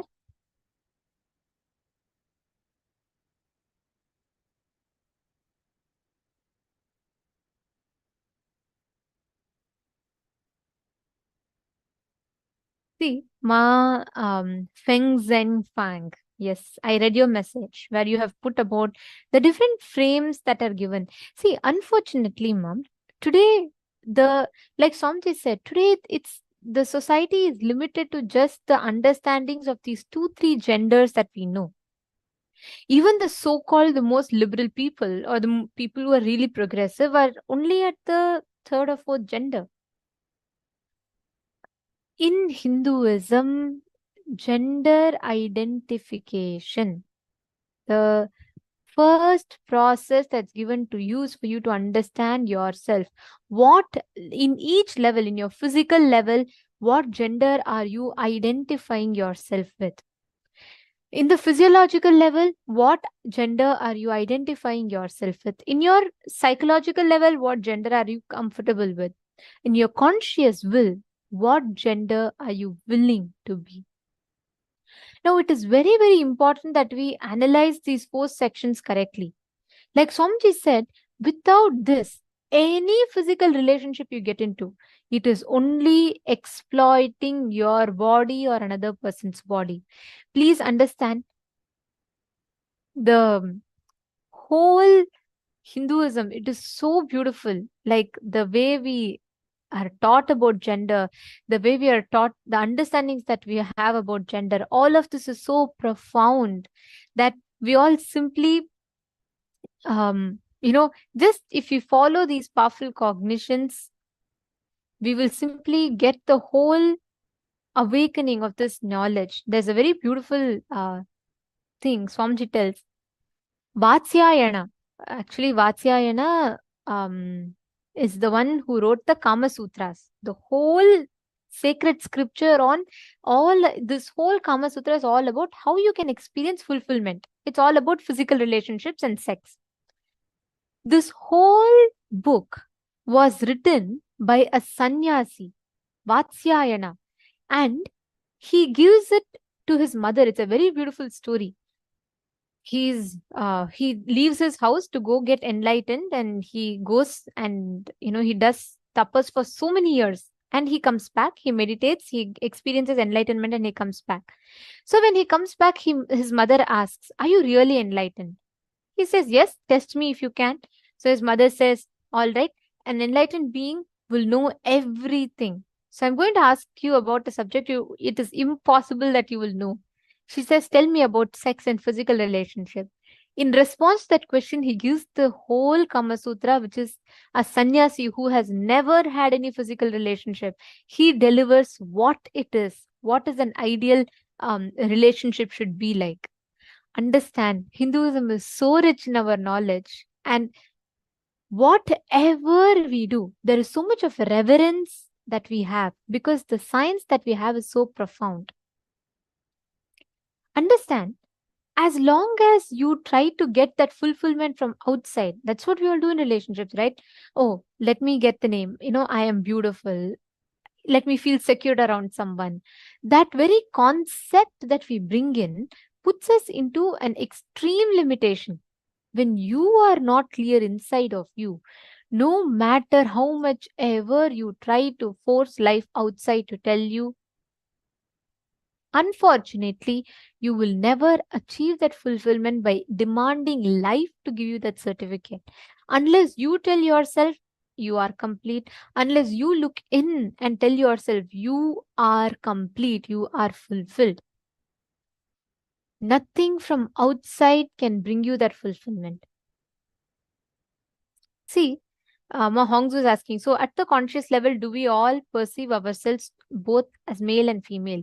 Actually, that itself is wrong, Ma. See, in your conscious level, there is no particular rule. It is not that, oh, you have to perceive yourself as a certain level in your conscious level. You have to perceive yourself as a certain gender. It is not that you have to believe you're a male or a female or both. It could be anything. Like, for example, there might be a person who at their conscious level will feel they're absolutely like they'll feel their feminine manifestation. Someone might feel they're absolutely the Rudra, the male manifestation dimension.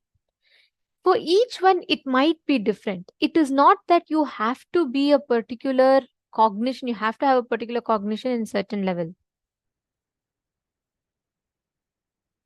Yes, Ma Alexandra Kaspik, the one that Swamiji told for eating in the night, is having the black beetle leaf. It is not the normal green beetle leaf. Black beetle leaf is a different variety of leaf, Ma. Every night you should take that with not normal camphor. Pachai Karpuram it is called. It's a very organic, different type of a camphor. Ma Parameshwari, so you should use the right thing because there's normal beetle leaf, there's normal camphor, but that's not for consumption. There's black beetle leaf and Pachai Karpuram. That is what we should eat.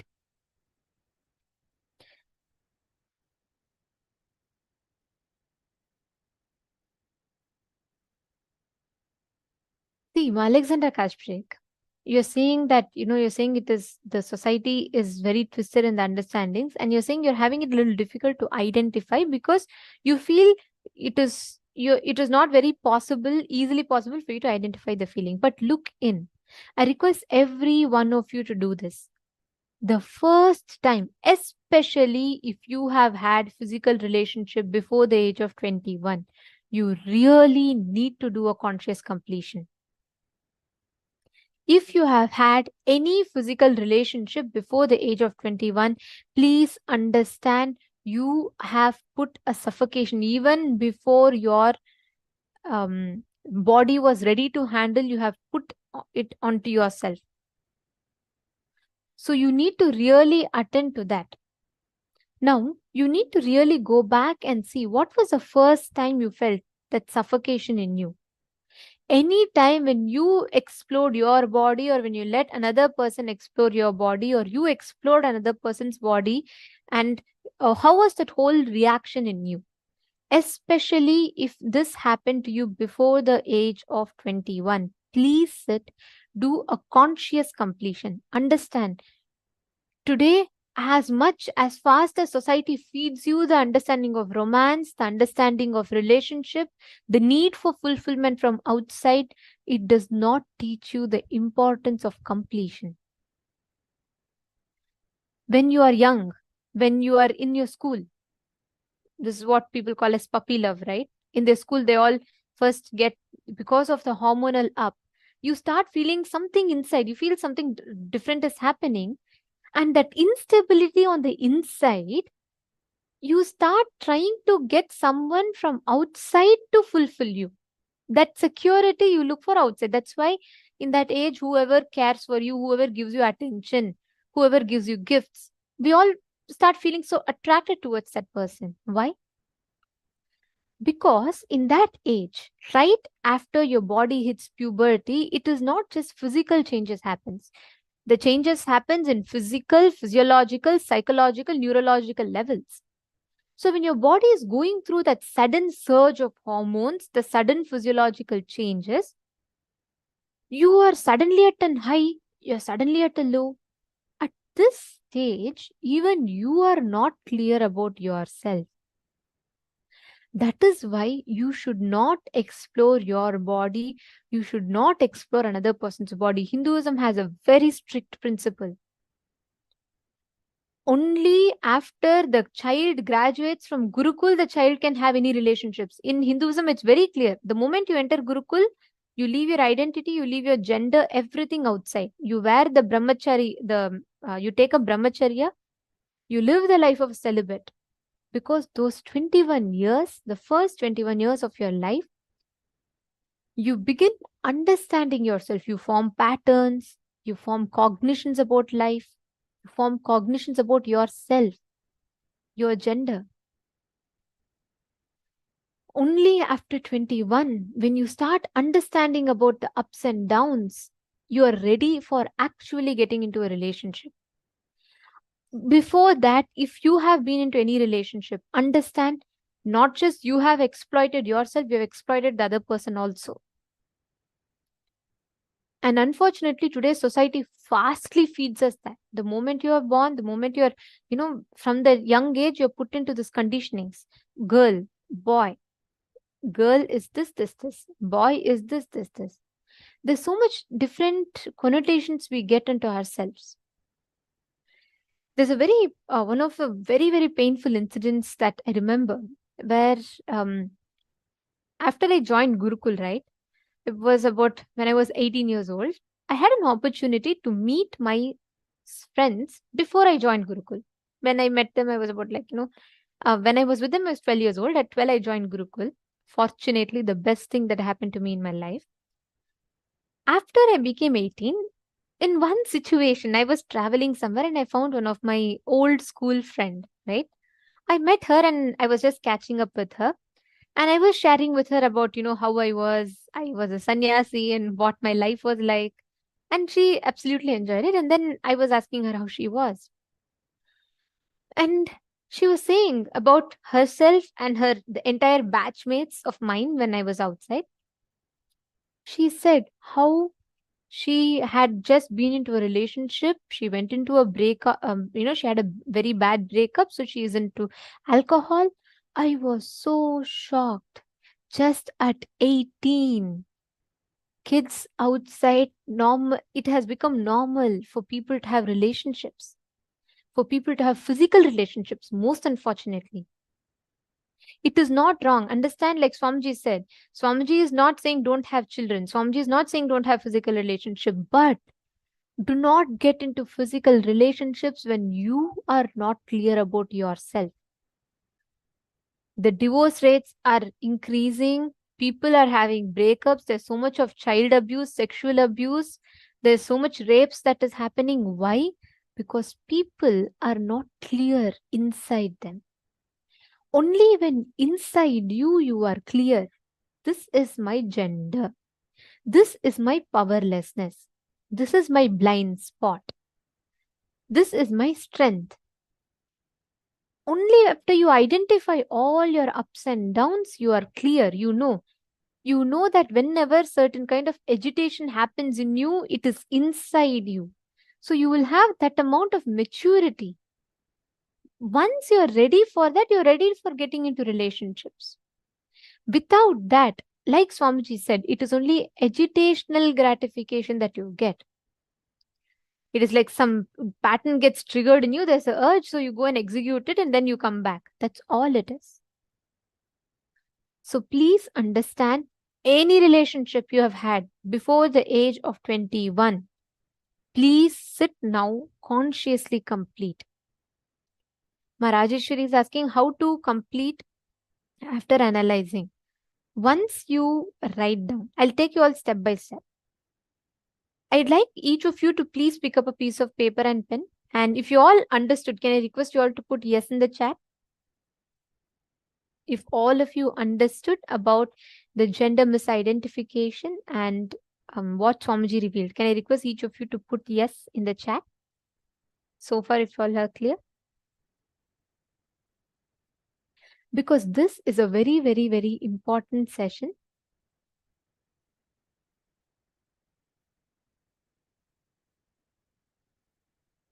See, like Swamiji revealed, the sexual attraction is nothing to do with the gender of the opposite person. It is the grace we feel with the opposite person. Attraction is the quantity of the integrity that person's physical, physiological, psychological, conscious identity enjoys. All the attraction happens towards that grace. So we need to understand this science, and if we catch this science, we will know how to handle that ups and downs that happens inside of us. Yes, I see all of you have put yes. Okay, how about the others? I only see Ma Shante Fields, Ma Donna, and Ma Nithyananda. What about Ma Nagalakshmi? Come on, can I request every one of you to put if you're clear?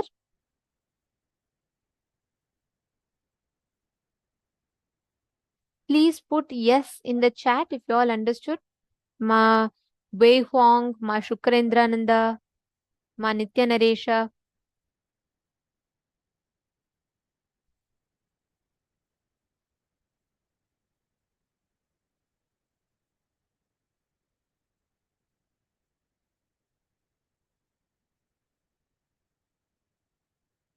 Okay, Madhahananda. Okay, I see many of you have put. Okay, thank you. Now, I request each of you to do this. It's a very important process to do. Till the age of 21, before the age of 21, if you have allowed anyone to explore your body, or if you have explored anybody else's body, please pen down. Listen, do not post this anywhere. I request all of you to kindly not post any of these incidents in the chat.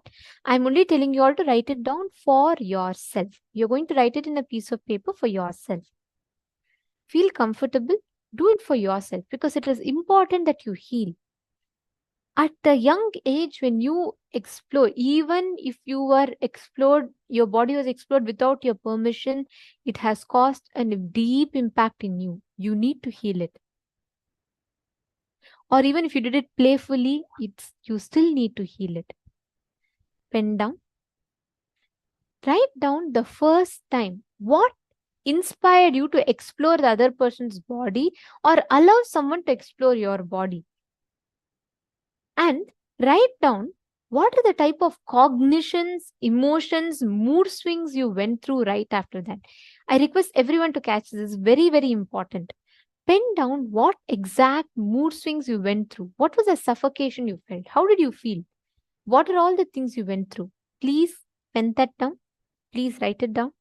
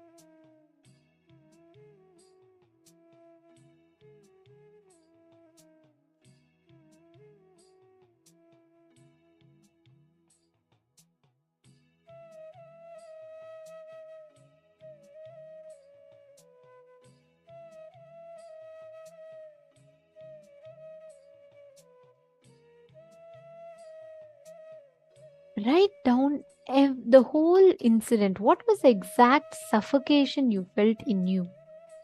Pen down all the effects, side effects, after effects of you exploring the other body and other person exploring your body. Go through. Once you write down, relive and relieve, complete with that whole incident. You need to relive and you need to free yourself from that suffocation or that suffering that was carried in you.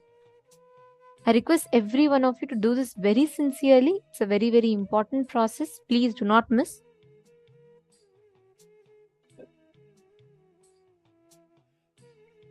Ma Hongli Wong, yes. Please understand, Ma.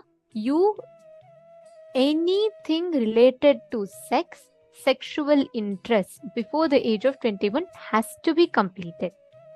Because till you are clear, Ma, till a person is clear with their identity, that person needs to complete and they cannot explore their body or another person's body, because both ways it affects.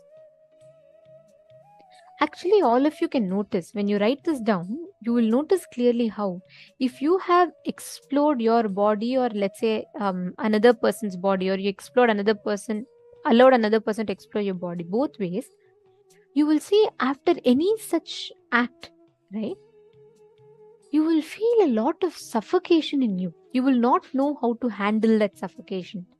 How many of you are noticing that?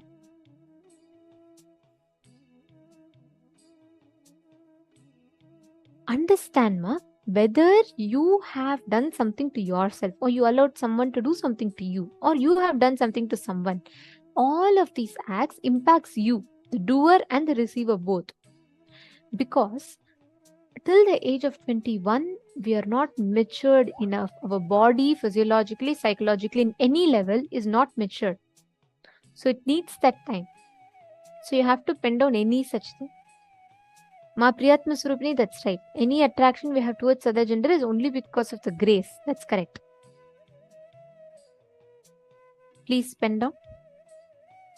Ma Nagalakshmi, you're saying you're not clear. Is there any specific doubt? If you could please ask, I can help you understand it.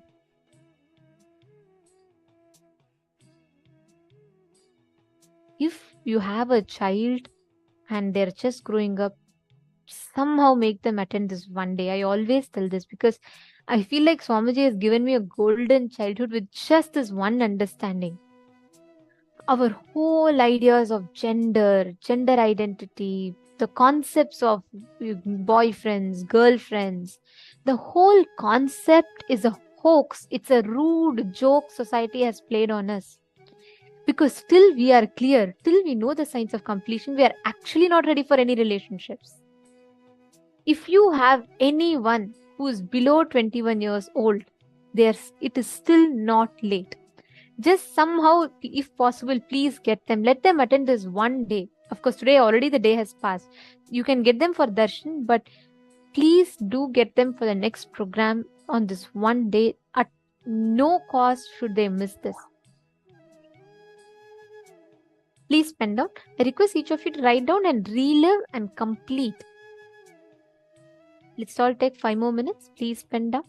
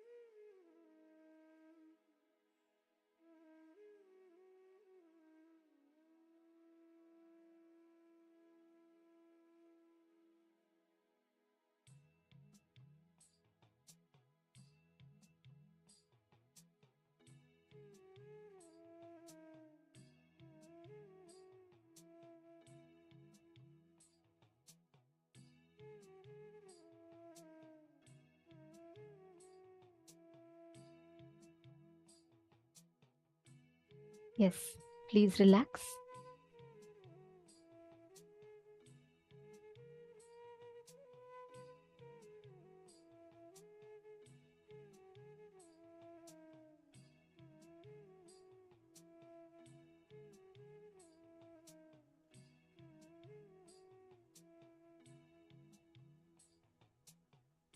Slowly, please relax.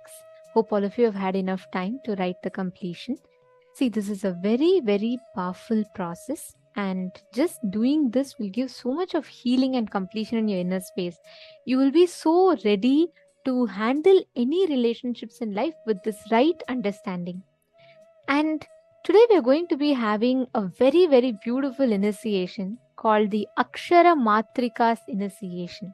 And now we are going to be entering into a very important session where we'll be understanding about the Akshara Matrikas, what they are, and what is this exact initiation that we are going to be receiving today. Let's all enter into the session.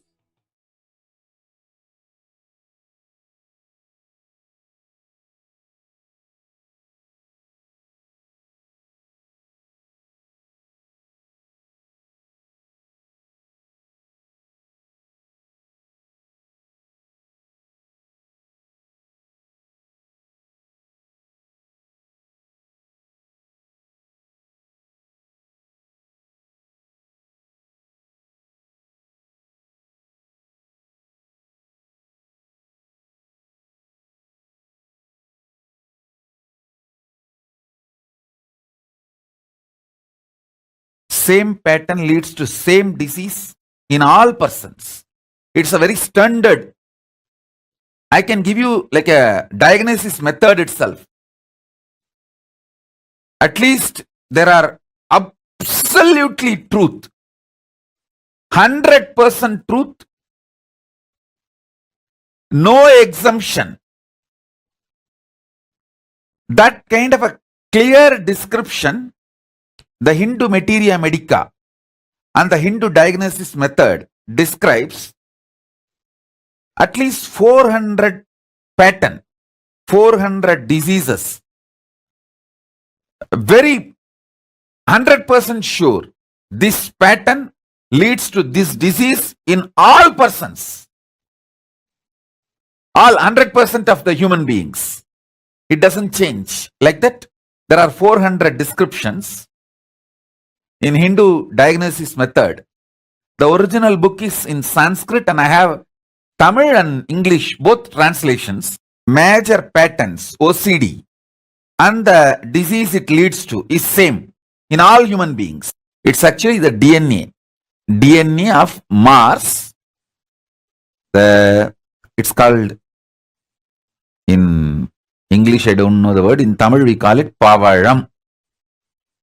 Pavaram, in English coral, I think English it's called coral. The pure coral, CORAL. It is a DNA of Mangala Graha. The Mangala is called Mars in English. In Sanskrit we call him Mangala, and Angaraga. He is so big. He converts everything into Mangala, auspiciousness. He makes everything into auspicious. So during specific initiations, actually I am going to initiate all of you into this Mangalatva, auspicious now, auspicious energy, auspiciousness. That's why I am wearing the coral, Mangala. I am going to give you the 54 Matruka Akshara initiation,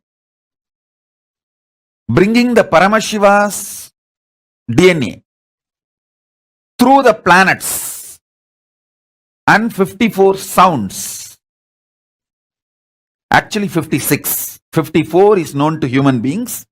Only for Devatas, the other two is known.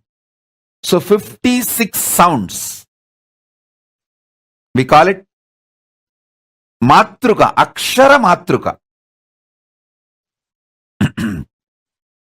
Going to use the 54 sound energy.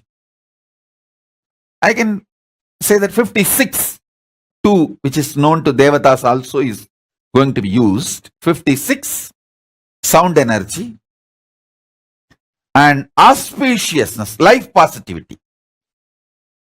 You will all feel intensely, romantically and sexually active and alive now, because all auspiciousness, body experiences as romance and intense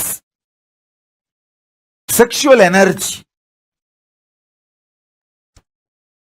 The whole body will feel that intense auspiciousness with this initiation. Whole life will feel very romantic and pleasant, and that bliss body, your bliss body will start manifesting. Many of you, when you are about to get the result of your hard work, you just break the whole thing. You know that 99% of the work is done. Within next 2 days or 3 days, the 100% is going to be done. It's like you are going to sign the deal. It may be buying a house, or marriage, or some relationship, or some business success, or some relationship with your team, or even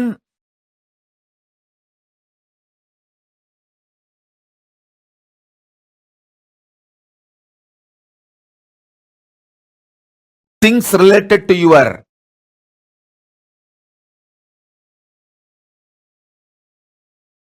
family or team or teamily, sometimes even your relationship with me. You know you are in the last leg and you purposely break it. In Tamil we have a proverb, வெண்ணெய் திரண்டு வரும்போது தாழியை உடைக்கிறது. Means you churn the butter. You know the butter has come. Before you collect that butter, you break the pot. You knowingly do it. Many times you know. It is about to happen, but you break. How many of you understand you have that pattern? It's like a compulsive behavior.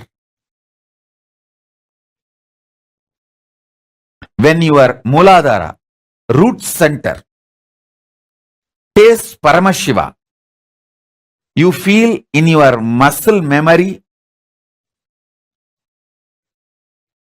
orgasm. In your biomemory, extreme romance. In your bioenergy, high Kundalini Shakti. There are 56 primordial Moola Shabda. Moola Shabda means primordial sound, which is the foundation of Panini and the whole Sanskrit grammar. Listen. Mangala, life positivity, always enters into you as a romance and cosmic orgasm, as a sex energy. That's why I am wearing the pearl, DNA of moon, Chandra, and coral, DNA of Mangala, Mars.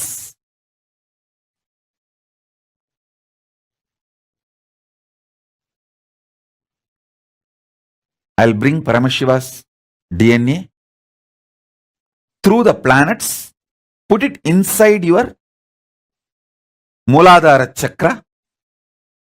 It will do so much auspiciousness. I tell you, first it will break that self-sabotaging pattern. How?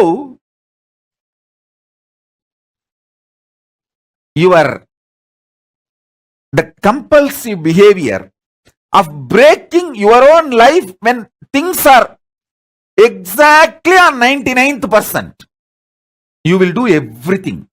The 100%, that last is going to happen. Tomorrow you are going to sign and today you will break it. Knowingly.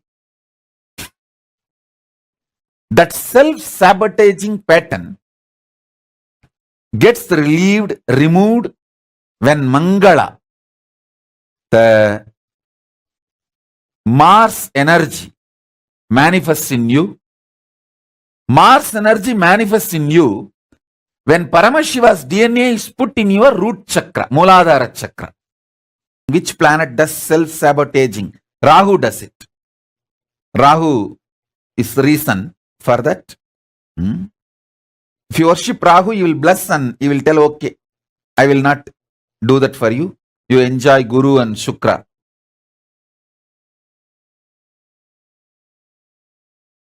Paramashiva beautifully says, in Kriya, in Puja, there is a special ritual called making yourself Divya Sariri. You invoke every part with the sacred syllable of Paramashiva's name. Paramashiva sits on the throne made out of 54 mantra. Not 52, 54. 52 Akshara, one spelled but doesn't have a script. Another one can neither be spelled nor written. So totally 54 Akshara.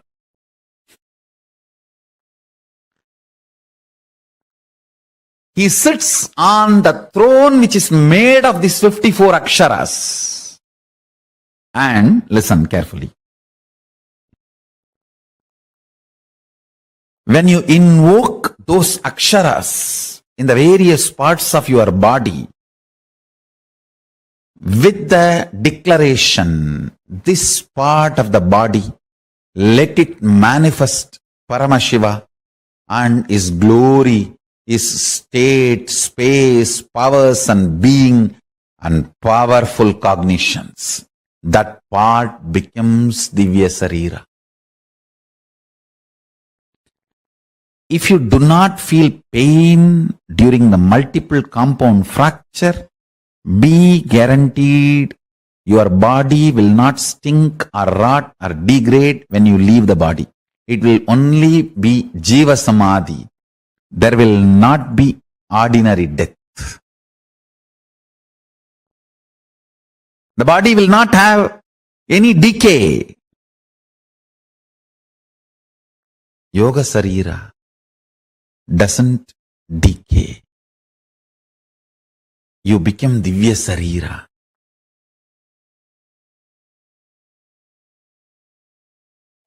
Let me introduce the science, this process, now which we are going to do. The exact 16 sounds which awakens these same lines into your brain, in your cognition, which makes that 42 powers awakened. I'm going to use those 16 sounds and literally program your biomemory and muscle memory with those 16 sounds. See, all this, the traditional dress, ashram dress, it is all directly helping you to support the process. So, the weight of the clothes should sit only on the left shoulder. It should not sit on the right shoulder. If it sits on the right shoulder, body heat will increase tremendously. Your lungs will feel suffocated. If it sits on the left shoulder, only then lungs won't feel suffocated. It will constantly keep itself cool. And especially that Vaishnavite structure of worshipping and all that is completely, see, Vishnu, because he is in the Milky Ocean and everything related to Vishnu will be cool. So that's why Tulasi, not to catch cold. Shiva, the whole thing is cool, that the KAILASA, everything. But he himself is a very high active heat. That's why bail to cool it. Bail will cool. The whole thing is related to this. See, now let me restrict myself only to this process. Let me not get into the whole thing. I am not expecting any cooperation from your mind.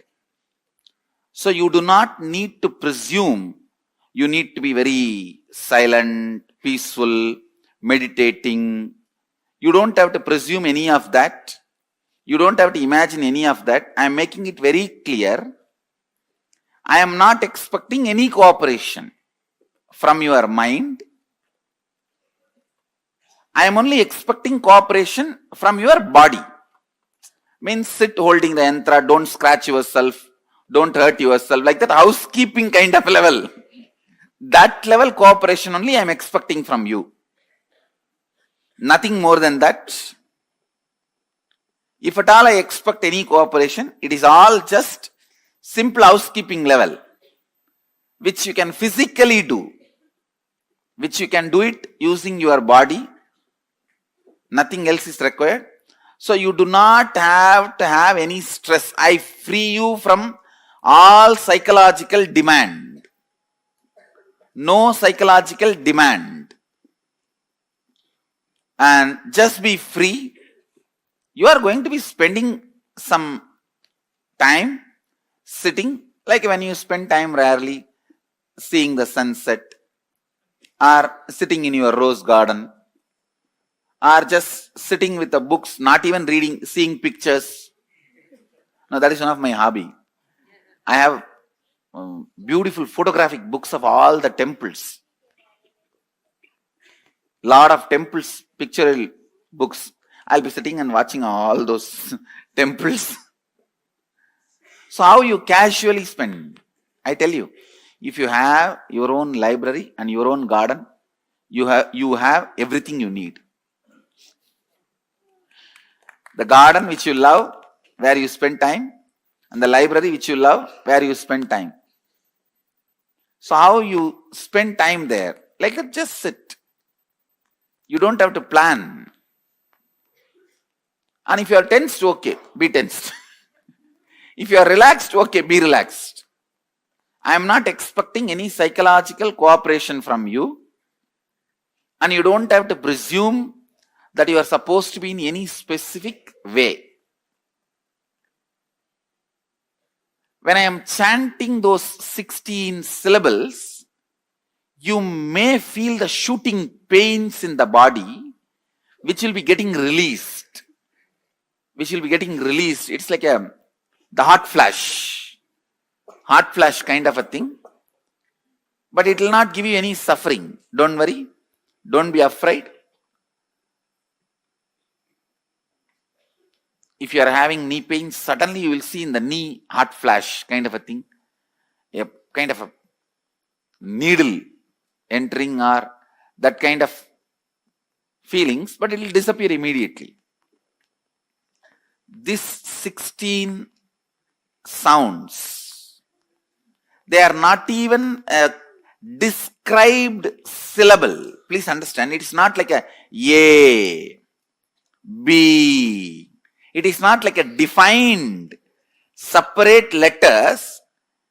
It will be like a So it may be sometimes like a mixture of A and E off. So it is a 16 sound, not 16 syllable actually. That's the truth. It's a 16 sound, not 16 syllable.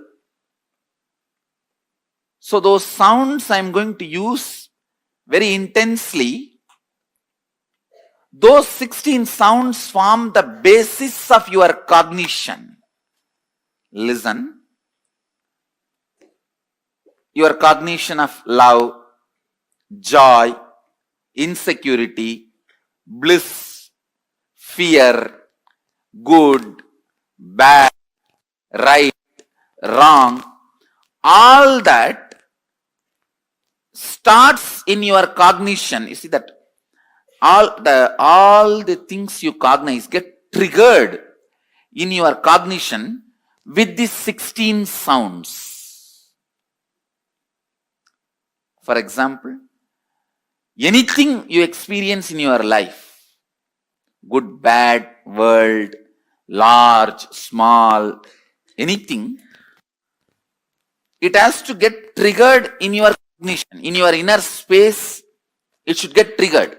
For example, the moment that I utter the sound, tiger, immediately some kind of a fear, mixed fear with insecurity, those, all that gets triggered the moment that form is triggered by this sound.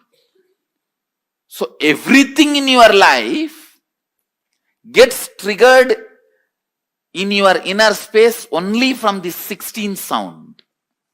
The mixture of this 16 sound is the source of all cognition in your life. All of you are able to understand what I am saying? So, I may be just cutting into many of your pains, pleasures, good, bad, right, wrong, into many of those things.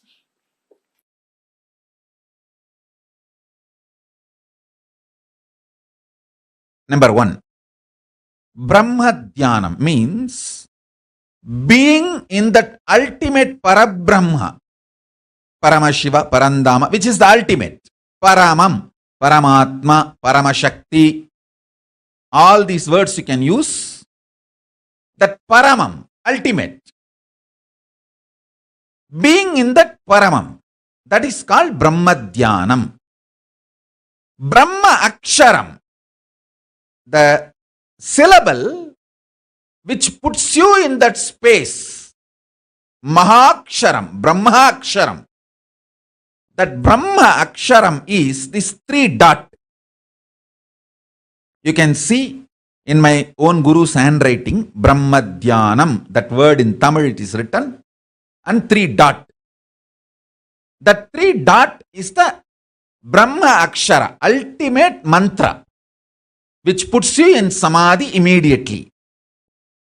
And now I will give you precise cognition. This 3 dot means, understand, there is something in you which you don't need to remember. It is there 24 hours. When you are waking state, when you are in dream state, when you are in deep sleep state, it is there. Even during deep sleep it is there. That is why after sleep when you come out you say, I slept so well. So it is there. You don't need to remember it. And you can't forget it. It is there.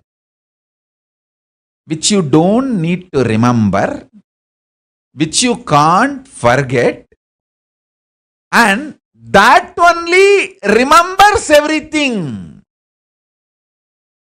These 3 qualities put together, there is something in you. That is Arunachala. That is Paramatma. That is Paramashiva. That is Parabrahma. That is Parandama. That is Paramashakti. That is Paramaguru. And that is Paramatma. Listen. Listen to these 3 statements. These 3 only you need to remember. Which is there in me, which I don't need to remember. First. Which I cannot forget, even if I want. Third. That only remembers everything, which is there in all of us always. How many of you are able to understand? With how many of you it clicks? Yes? Yes? Raise your hand. If it clicks with you, raise your hand. This is exactly Arunachala.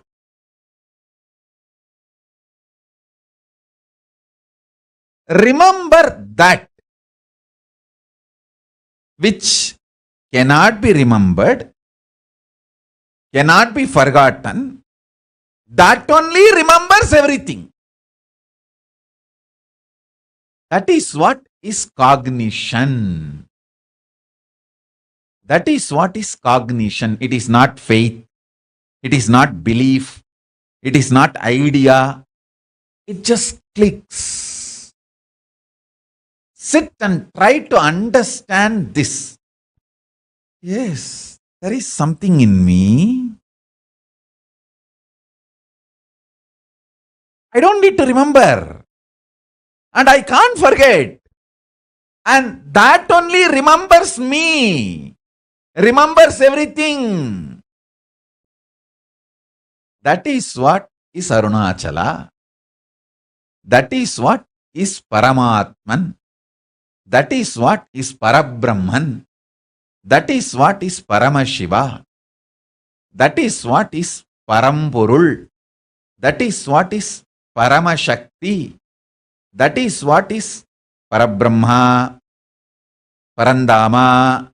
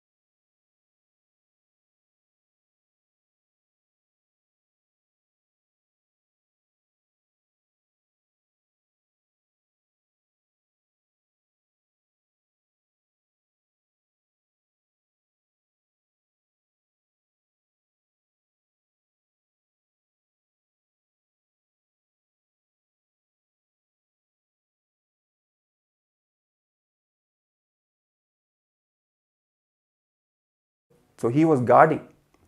And the same time Paramashiva comes because he wanted to meet Devi Parvati. So he demanded, he saw the young Ganesha at the very door of her quarters, and he was amused. He was like, who are you? Let me in. But he did not allow him. He said, my mother has told me that I am not supposed to let anyone in, so I cannot let you in. So he understood what was going on. He understood that Ganesha was none other than the very manifestation of the bio-memory of Devi Paramashiv Shakti.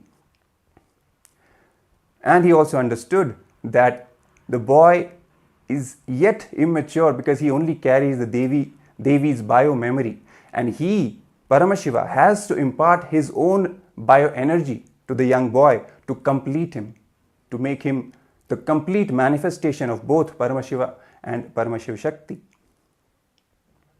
So out of that action of giving his own bio-energy, he removes the young boy's head and gives his own bioenergy in the form of the elephant head. The story, as he removes the head of young Ganesha and in turn plants the elephant's head on top of the young boy and again gives life to the boy. The whole story is nothing but the depiction, the very manifestation of the truth of completion, in which the bio-memory from Devi Paramashiva Shakti, Devi Parvati, and the bioenergy from Paramashiva himself both come together in the form of the young Ganesha, and that's what makes him such a powerful manifestation of completion in the entire cosmos. So this young boy Ganesha was, immediately after this incident, he was blessed that he will be the God who will be worshipped the first in any endeavor, any puja, anything that we do, he will be worshipped first. His blessings will be taken first, and he will be the remover of all the obstacles so that all our endeavors become a success. And he was also named as Ganapati, means the Lord of all the Ganas, the Shiva Ganas, all the devotees of Shiva. The head is none other than Lord Ganapati, Lord Ganesha. So that's a beautiful story of how Lord Ganesha, how Bhagavan Mahaganapati came into existence, came into the form in this very cosmos. We also have a beautiful clip from the Supreme Pontiff of Hinduism explaining, giving a little gist of who Mahaganapati is and how he is actually real. It's not just a story, it's not just some fantasy or some ideas, depicted in the form of some allegory. No, he is actually real. He is a living deity, living intelligence who responds to us. So without wasting any time, let's watch that clip from the Supreme Pontiff of Hinduism. Direct message from KAILASA on this auspicious occasion, Ganesha Chaturthi. Ganesha, Ganapati, Vinayak, Paramashiva's direct message from KAILASA on this auspicious occasion, Ganesha Chaturthi. Ganesha, Ganapati, Vinayaka is real.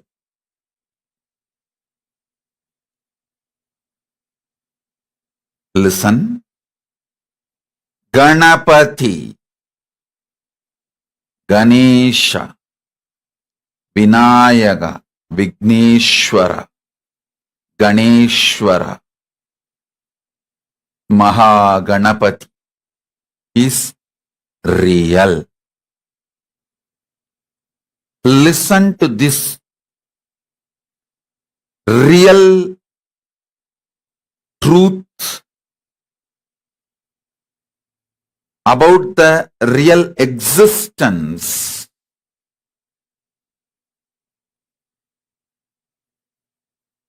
Ganesha, Mahaganapati is real.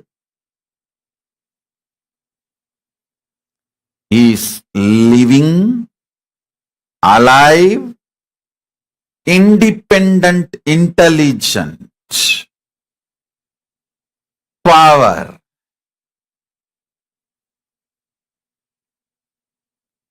Invoking him, calling him, praying to him, remembering him, connecting with him, all that makes him manifest in you. All that makes him manifest in you. Listen. There are many anti-Hindu forces trying to brainwash you, saying those Hindu gods don't exist. They try to directly kill Hinduism and kill your enlightenment possibility, kill your possibility to experience the higher dimensions, Kailasa. There is another group which is not so direct, which does not give you the poison directly. It gives slow poison. That group is, all these Ganapati, all these are like a expression of a concepts, principles, philosophies.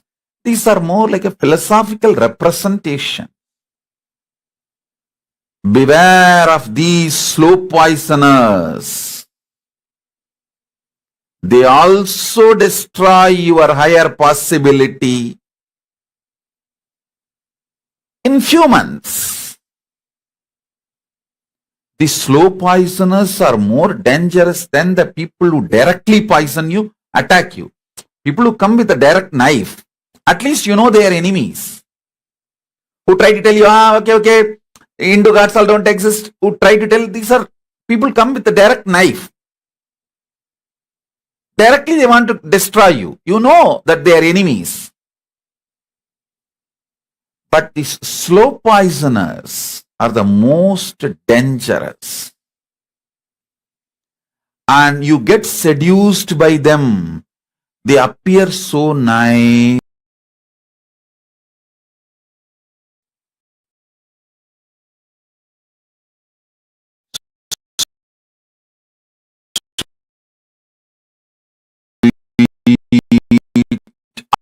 Almost like subtly they put the poison in. Listen, the poison they too much. Poison is,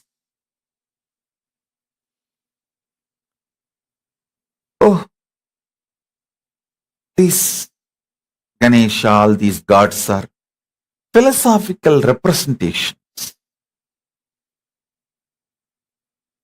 Once you start eating the slow poison, slowly you disconnect the possibility of live experience of Mahaganapati. My Guru has told me very beautiful word. See, when I was maybe 10, 11, my Guru told me to organize Ganesha Chaturthi festival with the grace of Mahaganapati. Ganesha Chaturthi is the first festival I organized. I should say that is the way the Sangha has evolved, organization has evolved. Maybe when I was between 10 to 12, that was the age, my Guru told me to organize Ganesh Chaturthi in Tirunelveli temple itself.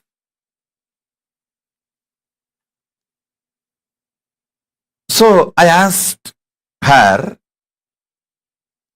Kuppammal, it's Vibhuda Devi, and what all I should do, and her inputs, advice, guidance. The first thing she said, when you fed Ganapati and Ganapati ate at the age of 3, what did you think at that time? What was your mind? What was your inner space? I said, I just know Ganapati is there. And if I give him food, he will eat. She said, go with that same exact, precise inner space. She told beautifully in Tamil. Vinayagan தத்துவத்தின் வரைபடம் அல்ல, தத்துவத்தின் உயிர்ப்படம்.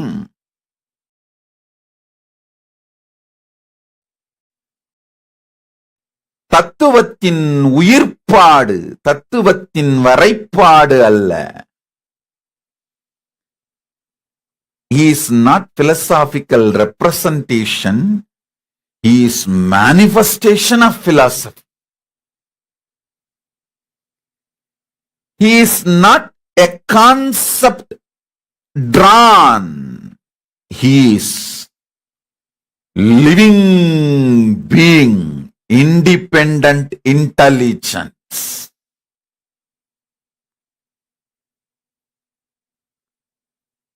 She said, with that inner space, start organizing, everything will fall in place. I am telling you, that's the most beautiful gift I received from my Guru and directly from Mahaganapati. Prasada of Mahaganapati. You can see this photograph. Young kid organizing, and it was a lot of work at that time.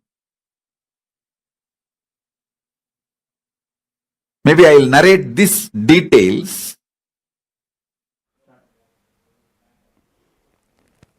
Nithyananda? Yes. So as we saw, the Supreme Pontiff of Hinduism beautifully describing about the reality of Bhagavan Ganesha, Bhagavan Sri Mahaganapati, stressing upon this point again and again, and don't ever fall for this trap laid by the Hindu media elements, the anti-Hindu, anti-spiritual elements who infuse this poisonous idea into the minds of especially the young Hindu youth, that all these gods and goddesses are mere ideas. There are some who just completely deny the existence altogether, but even more cunning and in a covert way, how they destroy the very bhakti, the very connection which we are supposed to have with the deities. How they destroy that connection by infusing the poisonous ideas, like the gods and the goddesses are not real, they are mere fiction or just the representations of some ideas, some philosophical concepts or some psychological concepts, some archetypes or whatever the terms they use, which is absolutely not true. Because all the deities, all the gods and goddesses are real. They are living beings with independent intelligence who respond to whatever we ask them. We can talk to them and they respond to us. As the Supreme Pontiff of Hinduism was also describing how his own life started with Mahaganapati. Every aspect of his life, personal life, public life, the whole journey of establishment of Kailasa on planet Earth itself started with Mahaganapati and his blessings. How at the age of 3, he had the great experience when he fed Ganesha with his own hands, and Mahaganapati himself came and received what he offered, the food that he offered, giving him also the experience of that oneness, the space of completion at that time. And how a few years down the line, when his first celebration, the festival of Ganesh Chaturthi was the first program or the event that he organized along with his friends in a very coordinated, proper way, making sure all the things are attended to and the event is made a success.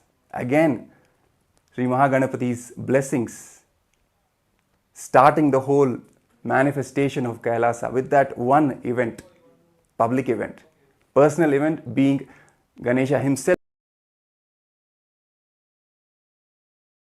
eating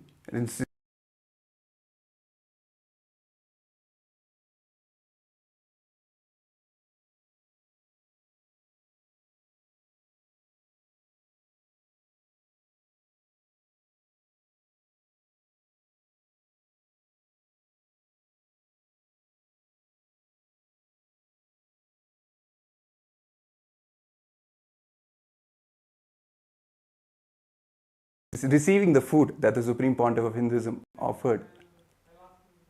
The whole journey of completion that the Supreme Pontiff of Hinduism has, and what he manifests and what he shares, what he imparts to all the beings.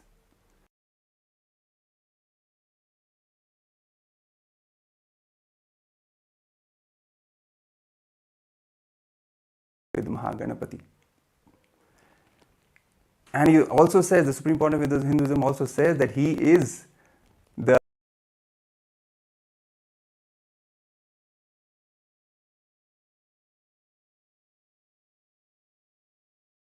very gatekeeper of Kailasa itself.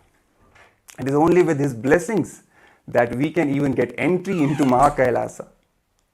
He's the visa holder who imparts the visa.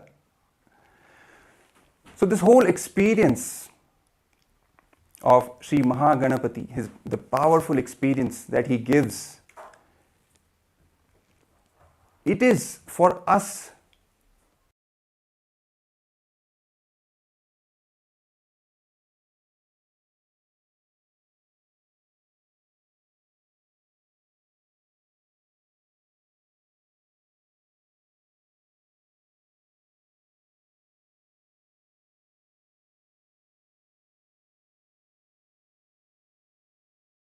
form of Sri Mahaganapati with 4 hands, with upper left and right hands holding Pasha and Ankusha. Pasha is the rope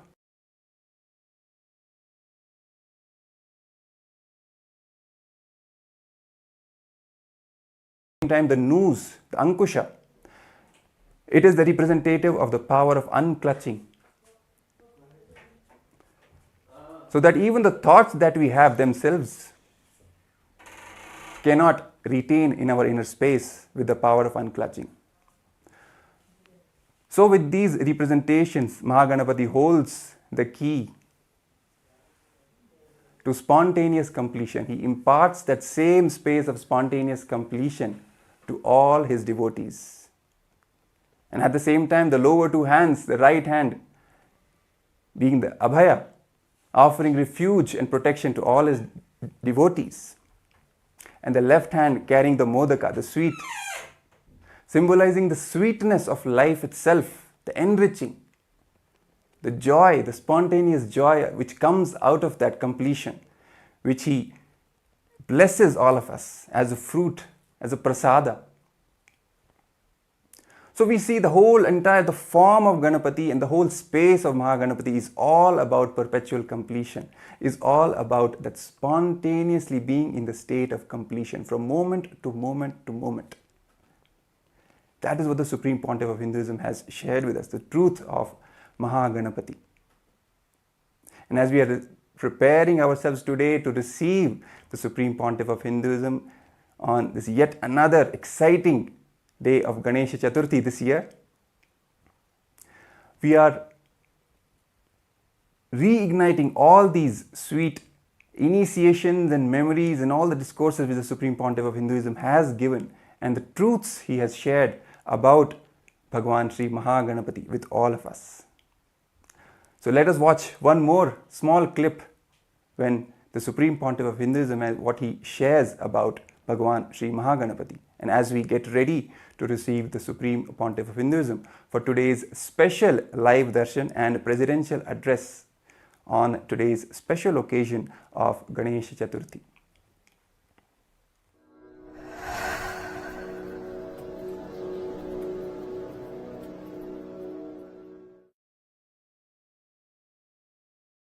Let's enter into today's satsang. Listen. I'm going to speak very less words. Listen intensely. First, I'm taking the oath, keeping Mahaganapati as the witness. I promise I'll speak only the truth. Listen, because I'm going to reveal exact, precise truth Mahaganapati himself revealed to me from KAILASA. So I am taking the oath and I am promising, keeping Mahaganapati as the witness to all of you, I'll speak only the truth. I will not distort, manipulate, miss or hide. I'll reveal it as Mahaganapati revealed it to me, to be revealed to all of you from KAILASA directly. And not only I will reveal what has been revealed to me, I'll transmit the same experience to all of you. Listen, listen. First thing, Mahaganapati is alive, is real. Please understand, he is really, really real. Now, just now, even now, he is sitting in KAILASA as a living entity. Understand? Not like some formless. He is formless also, but with form also, as a living being intensely. How much you feel you are alive. More than that. Listen. More than that. Listen, listen, listen.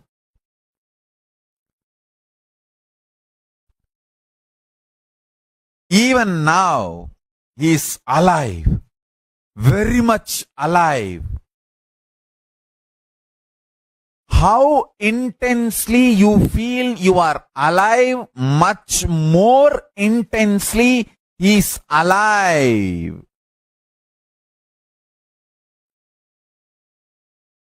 He is actually listening now. What I am talking and what you are listening and enjoying. He is laughing, he is smiling. I can actually see. He is laughing and enjoying and telling me, reveal, reveal. Let people be initiated. Let them experience me. Listen carefully. He is alive. He is real. You guys are blessed. You are all blessed to listen, to hear, to receive this initiation directly with his permission from him. Understand? Not like some Advaitic cosmic energy. He is alive much more than how much you are alive. I am alive. With 25 heads, 50 hands, 25 elephant heads and 50 hands, as Maha Ganapati is sitting now alive in Kailasa. Understand? He is present in all our temples in the form of Ganapati deity, and he is available to all of us. And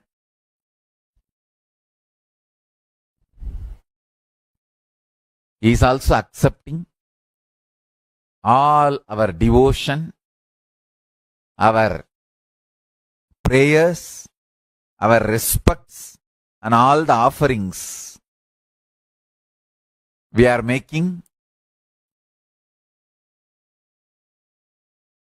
He is extremely happy and blessing all of us from the Kailasa, and he is available to all of us. The deities, Ganesha deities in all our temples.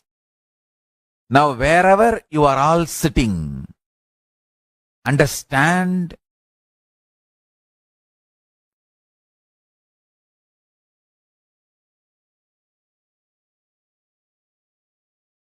he is alive, he is available, he is ecstatic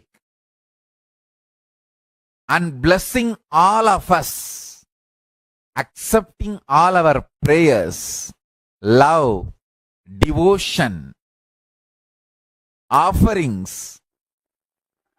He is even happily counting what all the items you offered.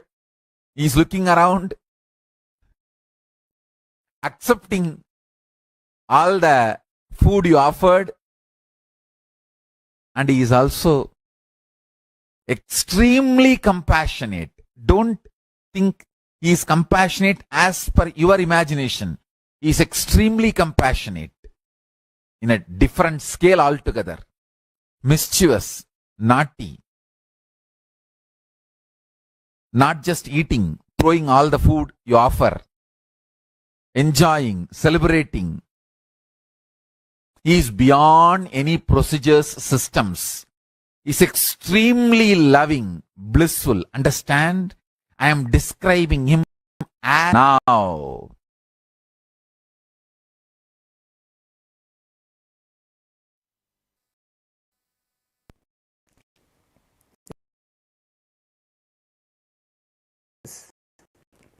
Welcome back.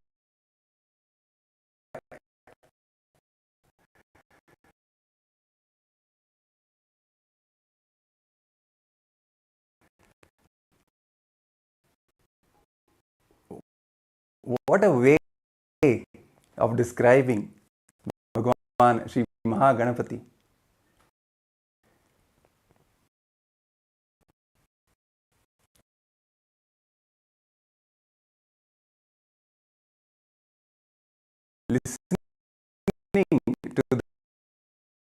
revelations directly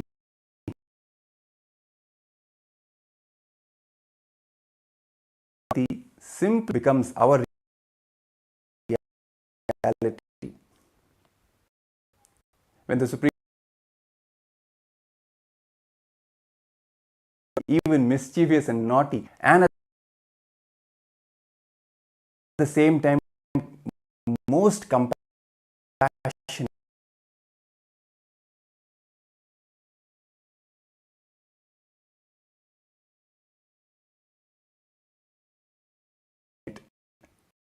beyond even our own scale, and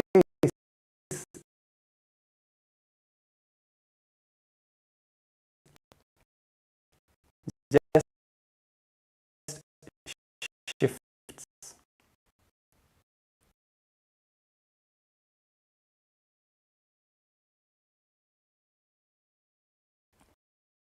It's also important to mention that Kailasas from all over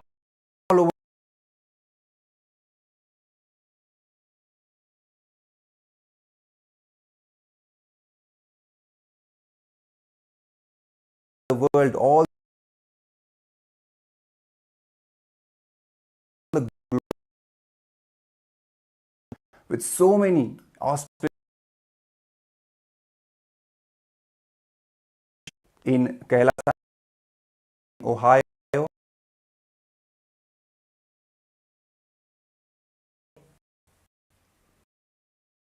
very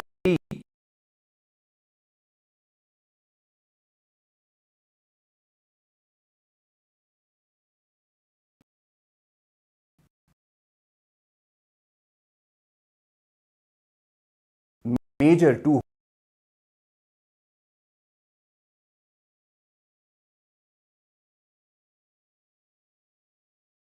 home joy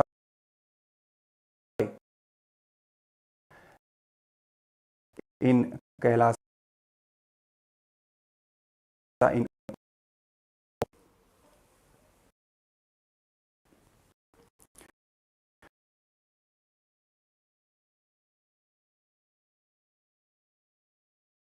devotees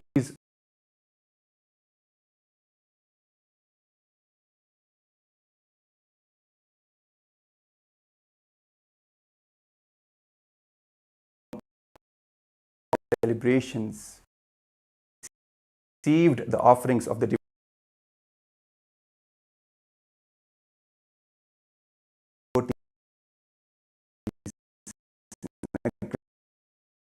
and power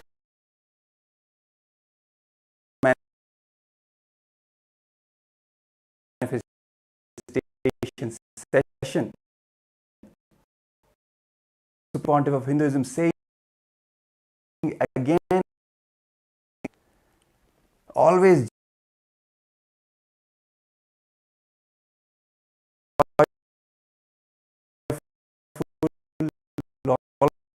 always bliss, young boy, as we have just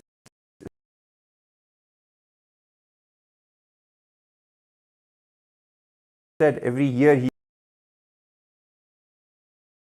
neighbor grandmothers. She made a statement, Paramashivam,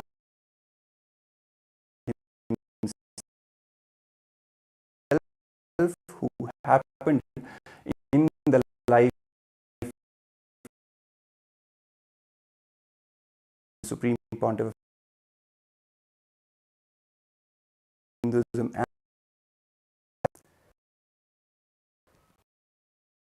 It is your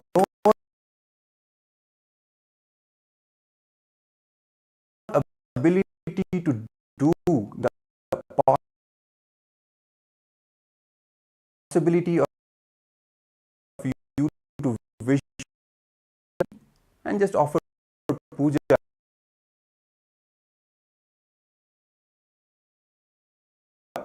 for that let's say half an hour, in Ganapati's form, his space, his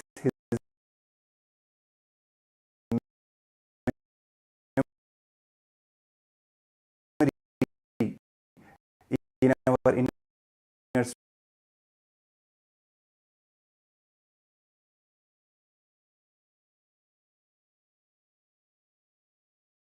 space,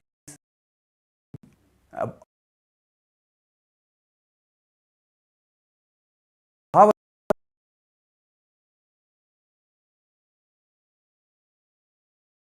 samadhi.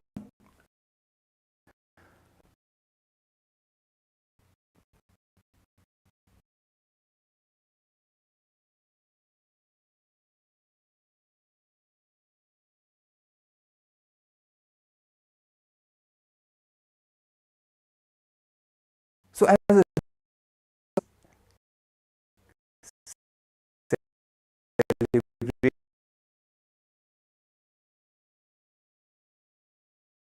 celebration by outer manifestation will begin.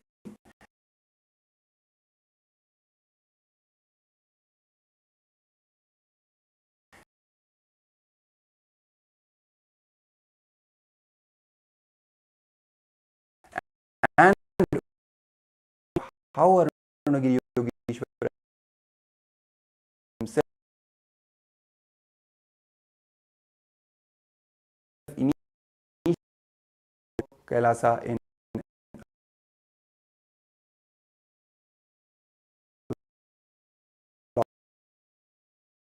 Los Angeles,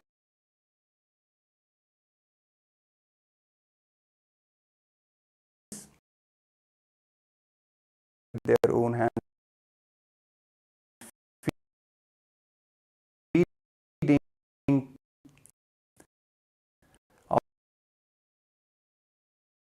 offering to Mahaganapati in their own life.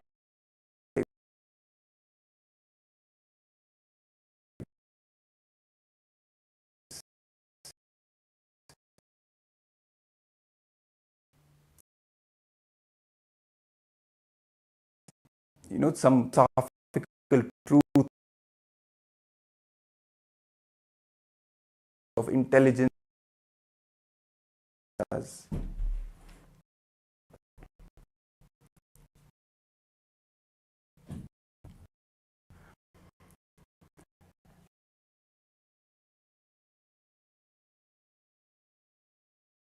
And also the whole experience as it went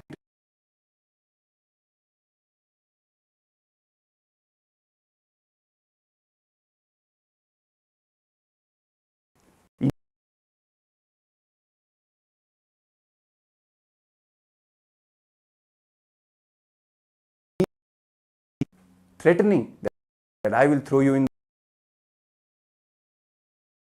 the well if you don't eat.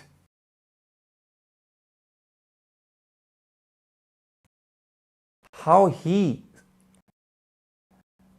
did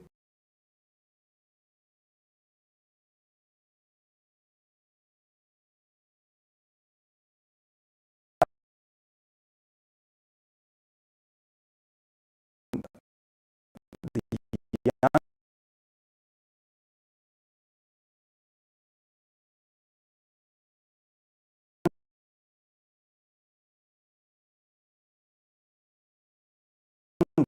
Supreme Pontiff of Hindus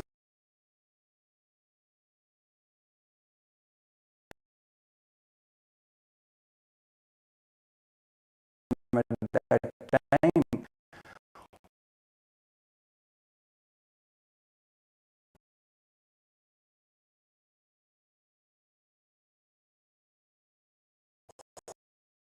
full connection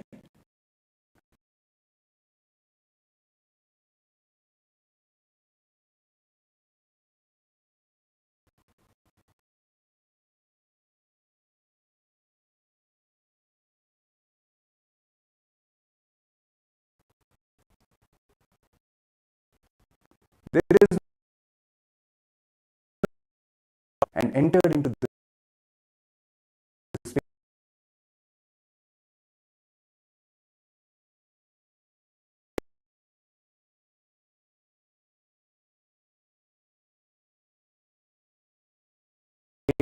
of Vitarka,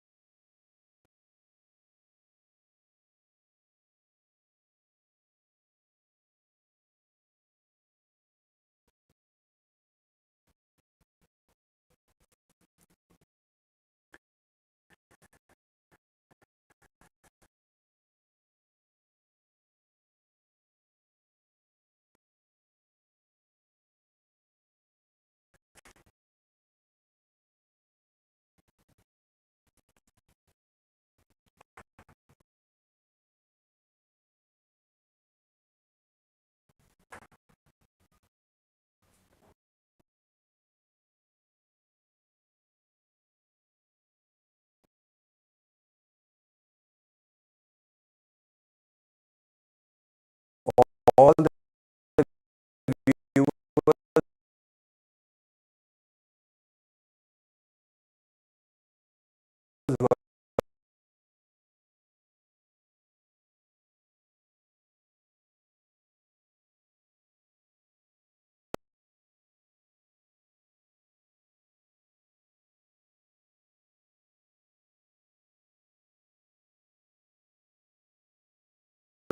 watching us.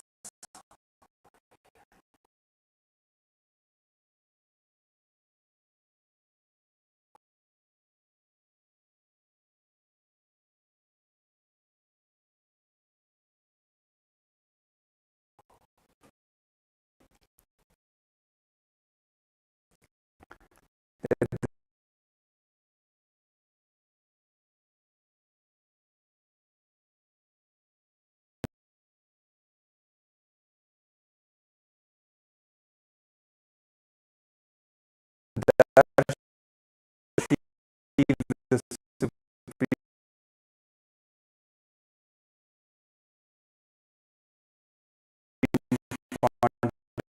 Hinduism,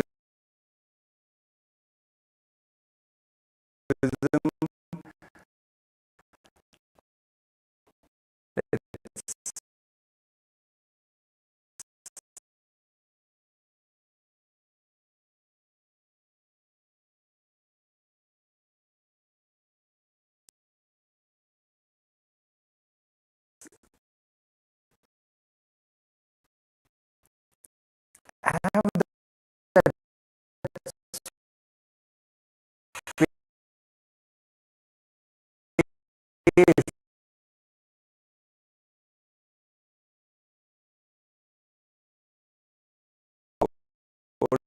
This is one of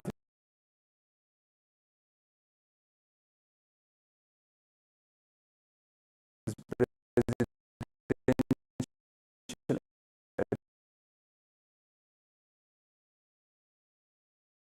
addresses.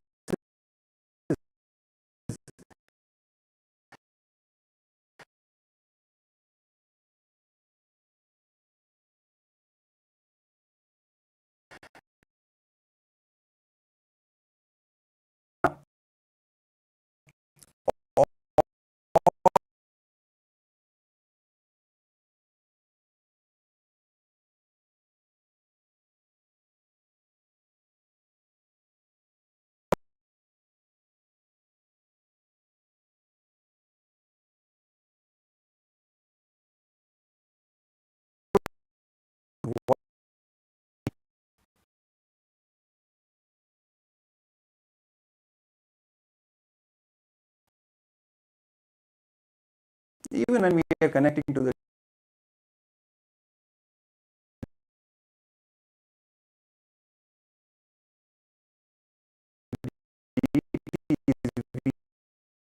stories of the great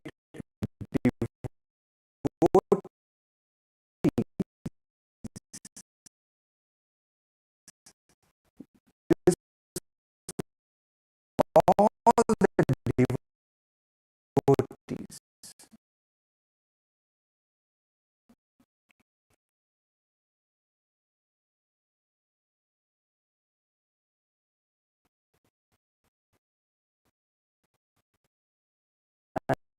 Manifested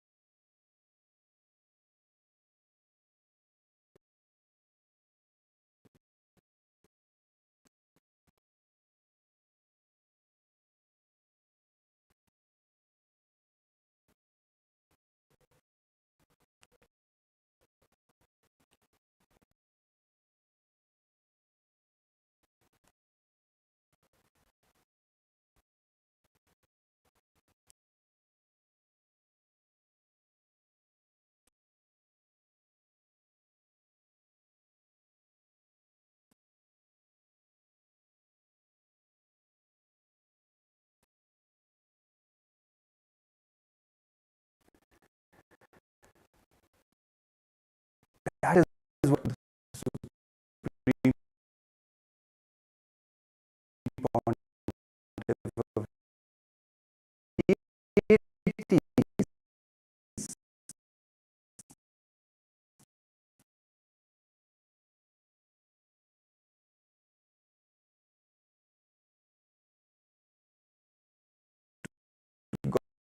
gods and goddesses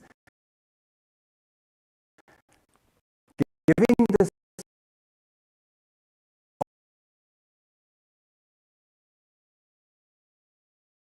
all across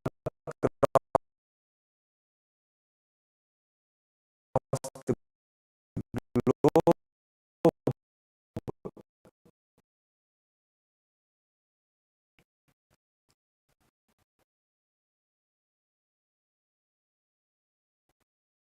That was initiated